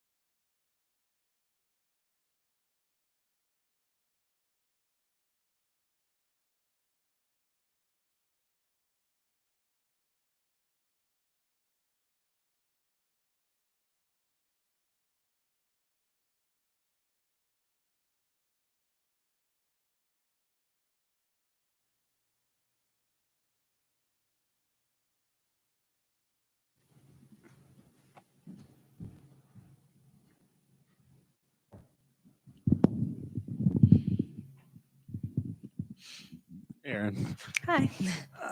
Obviously, another big fight for you. I guess how redeeming is it knowing that despite the last one not going your way, here you are, 5-round fight against a former champion? Yeah, I think it shows how much I've proved myself, in the UFC and like the short amount of time I have been here. I did lose my last fight, but I've had a lot of great performances before then. And even my last fight, I went 5 rounds and it was a tough fight. We had a lot of back and forth. So it feels really good to still be in fighting someone in the top 5, still be in that title picture. Yeah, and you're obviously still very young. So someone in your position could maybe have that loss and it could do something negative to them. It seems like it's been positive for you. So how did you ultimately find that positive path? Yeah, I think it's just from competing my whole life. Like I've grown up competing since I was like 8 years old. You win a lot, you lose a lot. And it's something you always have to learn from and grow from, not take it too hard, not harp on it too much. I think people kind of really get down on themselves. Honestly, it's a sport at the end of the day, and you have to treat it like how kids would. Like you just like get up and go back to training and focus on the things that you need to improve on. And I think I had a lot of time after that fight to do that, and time to just train, not have a fight, and then finally get a fight and have a camp and feel really good. Rose stumbled in her debut in the division, but it's been solid since then. I guess, what have you made of the 125-pound version of her compared to what she was at strawweight? Yeah, I feel like you can see her adjusting to the weight class. I think moving up to 125 is a pretty big jump. 10 pounds doesn't sound like a lot, but every weight class makes a pretty big difference. Like the size of the girls, the strength that they have, the power that they can take, like striking wise and things like that. I think she's adjusted pretty well. I think obviously at 115, she's had some really great performances that maybe you haven't seen at 125. And I think that's kind of a size thing, but she's always been a dangerous fighter. So I think at 25, she's holding her own. Do you think the strength will be a big advantage for you in this fight, though? I think being a natural 125 or someone that I don't think I could ever make 115, being able to make 25 is the lowest I'll be getting. So I think that's definitely an advantage, just that natural size. I think that strength is going to be there. And after doing 5 rounds last time, how does it change your confidence just knowing that you've already been through it and can push hard coming into another attempt at it? Yeah, I think it gives me a lot of confidence because even though, I lost the fight, I felt great the whole time. I felt like my cardio was there. It's just more of a strategy thing. So it definitely gives me a lot of confidence going into 5 rounds. And I'm excited to have that. And I know you'd rather be fighting for the title next and stuff, and despite having the loss, but it seems like we did get some clarity with the trilogy kind of playing out now. What do you think happens from here? Do you think it'll be Manon next, and then the winner of this is fighting for that next position? Definitely. I think Manon's definitely getting the title next. And I think having a really good performance Saturday, like getting a finish over Rose, definitely puts me in that title picture next. And 2 last things, the rule changes are coming into play for this card. What are your thoughts on just 12 to 6 elbows being legal and the change to the grounded opponent? Is that something you take into consideration or will have in the back of your mind during the fight? Yeah, I think I like the 12 to 6 elbows. I feel like that's something people would accidentally throw. So it's almost like one less thing for the fighters to think about, like obviously including myself. And the grounded opponent, I think it makes it a lot more clear that it has to be some other type of limb, not like, one finger, like weight bearing, like things like that. I think having like a hand and an elbow, hand and a knee, it makes it a lot more clear. So I think it's easier for the fighters to know when they can hit their opponent or not. What's the next rule change you'd like to see happen in MMA? Oh, you know what I would actually like that they did when I was fighting regionally, like open scoring. I think that would actually be really cool. Erin, you're right. When this card was announced, you and Rose were actually announced as the main event, and then obviously Moreno and Albazi wound up coming in. But what was communicated to you about the change? As far as I know, they told me that was going to be the co-main, but that everything was still going to be the same, so it'd still be 5 rounds. That we still be able to do everything basically like a main event, but just right before then. Was there any disappointment, or does it even make a difference at this point? I was a little bit at first because I was worried that it'd be 3 rounds, but I'd rather 5 just to get like that experience. But once I knew it was 5 rounds, I wasn't worried, and the poster looks cool. I love having my face on it. So there you go. We touched on Valentina and probably Manon getting the next title shot. So how do you see that fight playing out? I think that's been a tough fight. I think Manon, she's a really big girl for the weight class. She knows how to use her range and her size. I think Valentina is a more dynamic fighter. I think she has more like skills, but I think Manon just really knows how to use her like body type for her style. So I don't know. I can see either girl winning. after the fights with Grasso, do you feel that Valentina has lost some of the mystique she had about her? I definitely think so. I think that always happens when somebody loses. I think people maybe sometimes like kind of harp on that person too much. Like everyone's human and everybody's beatable. So I don't think she's like obviously a bad fighter or anything like that, but I think it's definitely taken a little of the mystique off. And yeah, I mean, she's still a great fighter. She's definitely getting up there like with age and stuff too. So I guess we'll see how her career goes. And last one for me, I believe this is the second time you've been fighting out of the U.S. And I think the first was Singapore. So this isn't quite the same amount of travel, but what's it like fighting away from home? I love traveling for fights. Like I love Singapore and be able to see that country, and I love coming to Canada and be able to see here too. And it wasn't obviously not as far, so the flight wasn't as bad. But I love traveling. I feel like it really gets you into that mindset. You're kind of like away from everything and you really have to dial in. Is there an advantage to not being at home and getting away from kind of the comforts of home? Yeah, I think there definitely is, because even when I do fight at home, I always stay at like the hotel that the UFC provides and things like that, just to kind of keep myself more focused. I mean, I do love fighting at home, and I think those are obviously all special like moments. But not every time's going to be like that, and it's almost nice that every time's not like that. So it can be special when it happens. But I love fighting either way. Thank you. Right here, Erin. Obviously, with your last fight coming off a defeat, was there any takeaways that you took from that fight? Was it a difficult defeat to get over? And did you have to change up much with your game or your training, etc. after that? Yeah, I mean, losing always sucks and it always takes a little bit getting over, but I didn't harp on it for too long. I feel like I just let my body heal from the fight, and then I was back to training. Yeah, I feel like me and my coaches watched over it. We found things we wanted to improve on. With my distance management and my striking and my wrestling and everything, kind of as I always do. So yeah, I just kind of focused on that. You've been thrust in here to a pretty good opportunity against a very well-known fighter in Rose. Like, what does that tell you? I guess it tells that the UFC believes in your ability to put you in a position like this and give yourself an opportunity to make a run for the title again. Yeah, definitely. I mean, I feel like I've proven myself in my previous fights. I was on a pretty big win streak with a lot of finishes. Even though I didn't get the win last time, it doesn't like diminish all those things that I have done prior. So I know what I'm capable of, and I'm prepared to show that again Saturday. If we do get that fight between Valentina and Manon, who do you think gets the win there?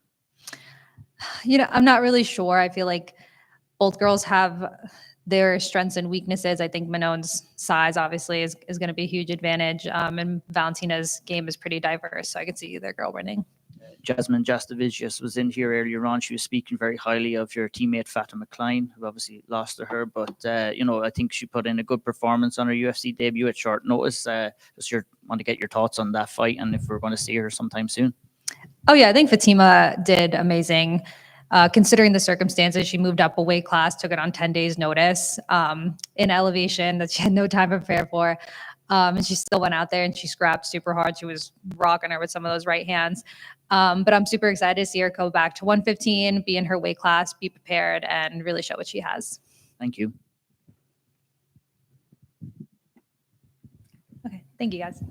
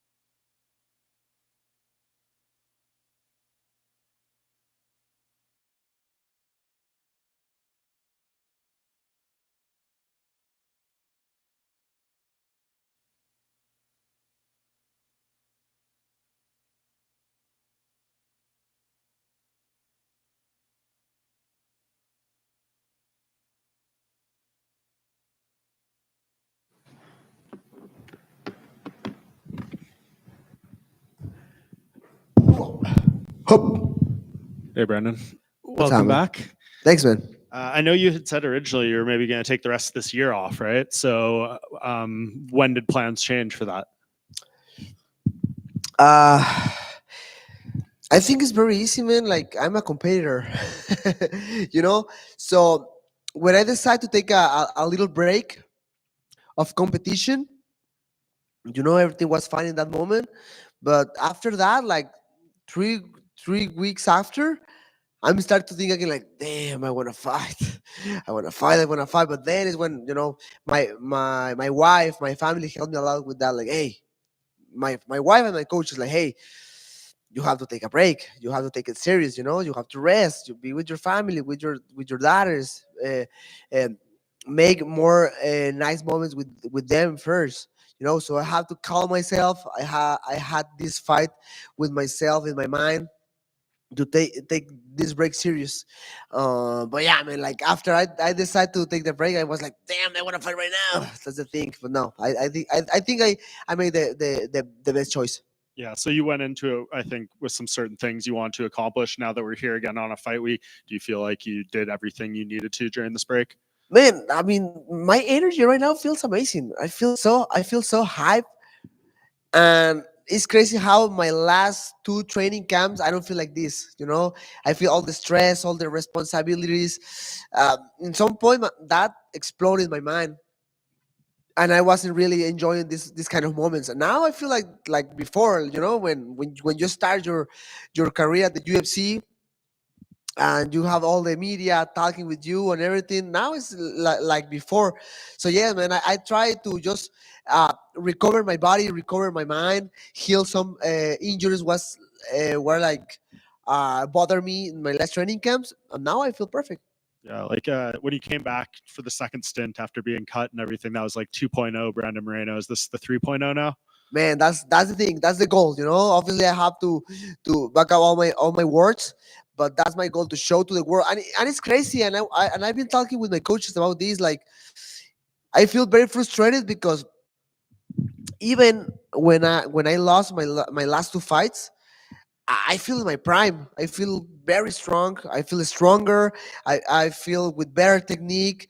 I feel with more knowledge about the fight game.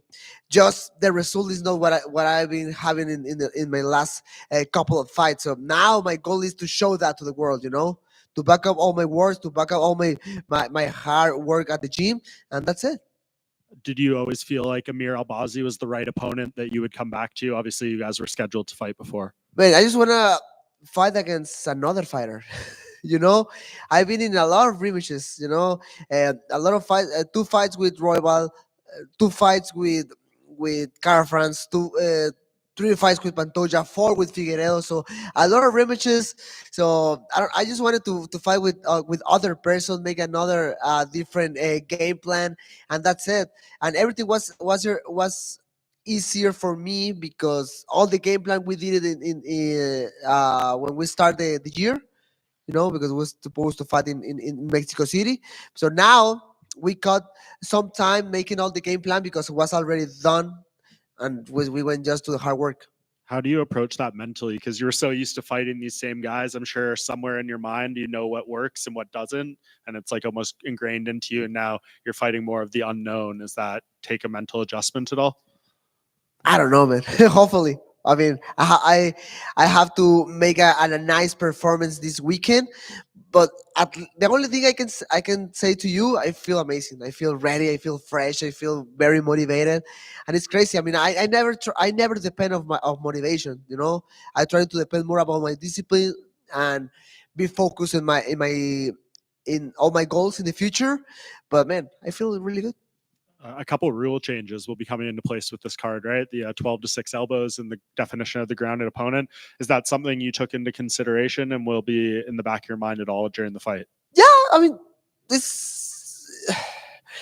I never been that guy who plays a lot with for example, the rule to touch the ground and don't touch the ground. I never play too much with those kind of rules in the gym, in my fights, so that doesn't bother me. Talking about the defense part. In the offense part, Amir is a good grappler, and if he gives me the opportunity to hit him in the face with a knee, I will. If not, it is what it is. I mean, it's interesting. If I have the opportunity to throw the elbow, to throw the knee on the ground, I will. What's the next rule you'd like to see changed in MMA? The next rule, I don't know, man. I don't know. Let's see what happens. Brandon, right here. When you talk about coming back from that time off, how difficult was it for you not to come back and try and be part of Noche UFC this year? Man, they offered me the fight. Actually, I mean, they offered me the fight against Amir at Noche UFC. And for sure, it was 100% very hard for me. Because, like I said before, I'm a competitor. And after I decided to take the break, 1 month after, I was talking with myself like, damn, I want to fight and I want to be on the grind again. But there's when I started this war in the battlefield on my mind, and to calm myself, right? But yeah, it was very hard. Watch all the productions, watch all the nice environment of Noche UFC. What's happening that night was incredible. But at the same time, I was talking with my wife about it, like, I had the opportunity to enjoy all the show. When you're in the fight, you're like so nervous. You're in the locker room, warming up with your coaches and your family. I mean, my wife, she's all stressful because I'm gonna have a fight soon. So I don't know. I had the opportunity to enjoy all the show. So that's it. Dana says that's going to be a one-off at the Spear, but do you hope they'll do more like that? I mean, I don't know. Maybe he can do something with less production, with less money about it, and do, because the Sphere is a nice environment. I like the lights and everything. So let's see if that happens again. We were talking with Amir earlier, and he went over kind of the struggles that he's gone through in the past year and a half. And, he had an ablation for his SVT. It's a heart condition. And then he had trouble with his arm, and he found out, it was possible that he could have been paralyzed and he had to have emergency surgery. Does that speak to kind of his mental fortitude, the mental strength that he has? I mean, he's a fighter, and we all know he's a fighter. He's a top guy. And I think every one of us pass for different situations. I can talk with by myself about all the different struggles I passed before, but it is what it is. I mean, that's really good about Amir, and I have to be aware about it, because I know he's gonna be very motivated, and he's gonna be healthy. He's gonna be ready to fight. And he's obviously thinking about a title shot with a win. Do you think if you get the win here, you can step in and face the winner of Pantoja and Kai Asakura? Yes, or they can make their rematch against Kai France. The last fight between them was very close. Personally, I think Kai France won that battle. But let's see what happened. But for sure, if he get a victory against a former champion, his name is gonna be very hard in the conversation for the title next. What are your thoughts on Kai Asakura coming in and getting an immediate title shot? Because outside of when the UFC has purchased Strikeforce or Pride, we really haven't seen that often.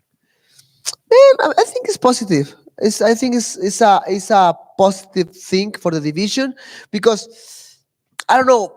I think all the division is strong. Like, we have like younger fighters, a new generation, very strong, with good records, with amazing performances. But at the same time, at the top 5, everything looks like very stuck. Like Brandon Moreno having rematches with everybody, and that's it. I think it's very fresh for the flyweight division to come to bring a guy like Kai Asakura, a good striker who can bring a different perspective of the roster, of the top 5, and it's gonna be a interesting match between Pantoja and him. Last one for me. Who do you see coming out ahead in that match? Oof, man. I mean, I can't go against Pantoja. He beat me 3 times in the past, and that is what it is. He's very tough, and it's weird. He has a weird survival ability, because I remember my last fight against him. At the end of the 4th round, I saw his face. He was like done, and he find a way to take my back and stay there. You know, I mean, the fifth round was kind of boring, but he won. You know, with Roybal, the same. Like the fourth, fifth round, he started to get a lot of punches in his face, and he survived. The same with Ersex in some points of the fight. So that's a real ability, man. That's a real ability. But let's see what happened with Kaya Sakura, because UFC is on a whole different level. Thank you. Of course. Brendan, you mentioned dealing with a bunch of pressure, especially going into the last couple of fights. This will be your 8th straight main event or championship fight in the UFC, 9th fight since, you know, the start of things with Brandon Royval. Can you just explain a little bit what some of that pressure is? And it's not a side we hear very much of from athletes. So can you just talk a little bit about what some of that pressure is and how it impacts just preparation and day to day and even the love of the sport for a little bit? Yeah, I mean, thinking a little bit about it, like the fierce Mexican-born champion, you know, the guy from a country, a huge country, who's putting a lot of support on a person. That person is me. With that being said, like the responsibilities it's not just the training camp, it's not just the fights. Now it's about the media, the responsibilities, the travels, you know, the media tours and all that stuff. And I mean, I don't know. Maybe I'm a pussy. Maybe I'm a weak person. You know, maybe other fighter can say like, "Hey, that's nothing. Shut the fuck up and keep going." Maybe that's true. But talking about myself, I mean, that's something huge, you know. And I've been on the grind like 2-3 years in a row, like fighting in amazing spot, being around the world, you know, doing a lot of work, a lot of media. So I'm a human being, man. I'm a human being, and at some point that exploded in my mind. That's why I decided to take that break, you know, just to be with my family, to be in my home for a few months, explore new hobbies I love to do, and that's it. What were the new hobbies that you've taken? I mean, we know some of the hobbies that you already have, but you mentioned yesterday that you're not building too many Legos. What are the new hobbies that you've taken up? Yeah, I mean, I'm a collector, so I'm starting to collect Pokemon cards. I mean, I have a lot. I have officially 14 months collecting Pokemon cards, and my collection I think is very nice now. And I start to learn and read more about coffee. I love coffee, so I start to read about the quality of the beans, the grind, and all that stuff. I start to do mountain bike. You know, that sport is very cool. It's dangerous because if you fail hard, but it's very cool. It's a really nice exercise, and that's it, man. Just be with my family, enjoy around my loved ones, and that's it. A favorite coffee that you've found yet? I mean, I'm living in Las Vegas. I know where are you from? You're from Las Vegas? No, I'm from Vancouver. Okay, I mean, I have a few coffee roasters there where the coffee is really good, but I love to buy the grain, the bean, and grind it in my home for sure. That is the best way to take coffee. 100%. Connect with Danny Gay. He's got a nice setup. Oh, he told me he's a coffee lover as well. Brandon, obviously your last fight with Royval, very close fight, split decision. How do you reflect back on that fight right now? Did something happen in that fight that prompted the decision for you to want to take a long layoff? Oof, like I think it was the break point.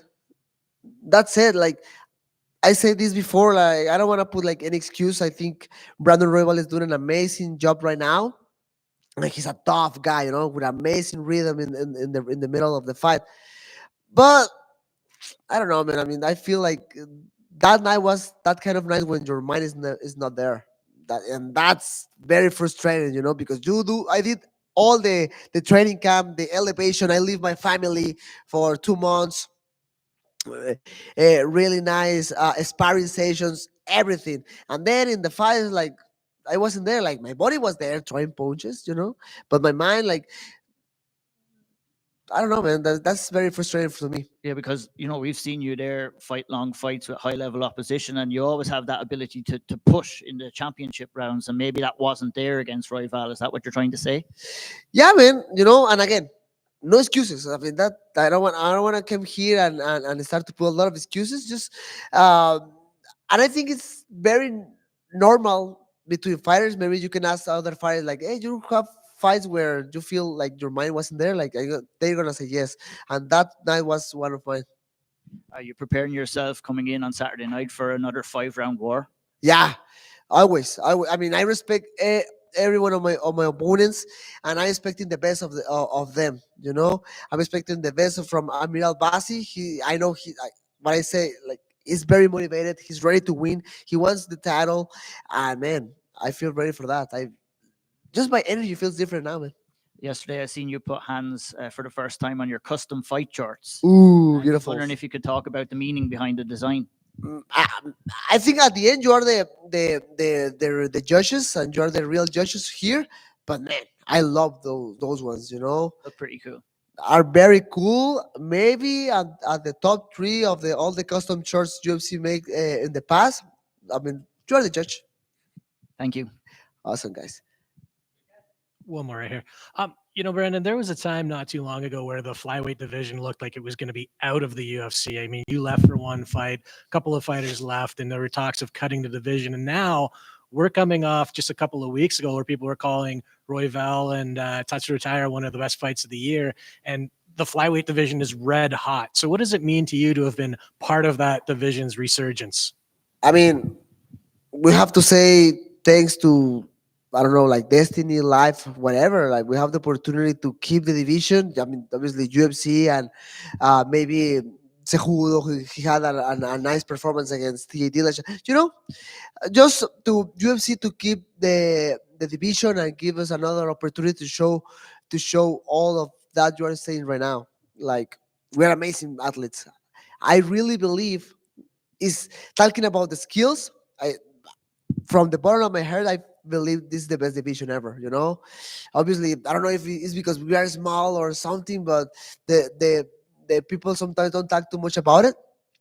But talking about, I mean, every fighter at the roster has an amazing wrestling, has an amazing jiu-jitsu, amazing striking. They're so complete in his game. Like, I mean, the flyweight division is here to stay. I believe that. And right now it's fireworks. It's on fire. And all the new generation, all the new guys are coming.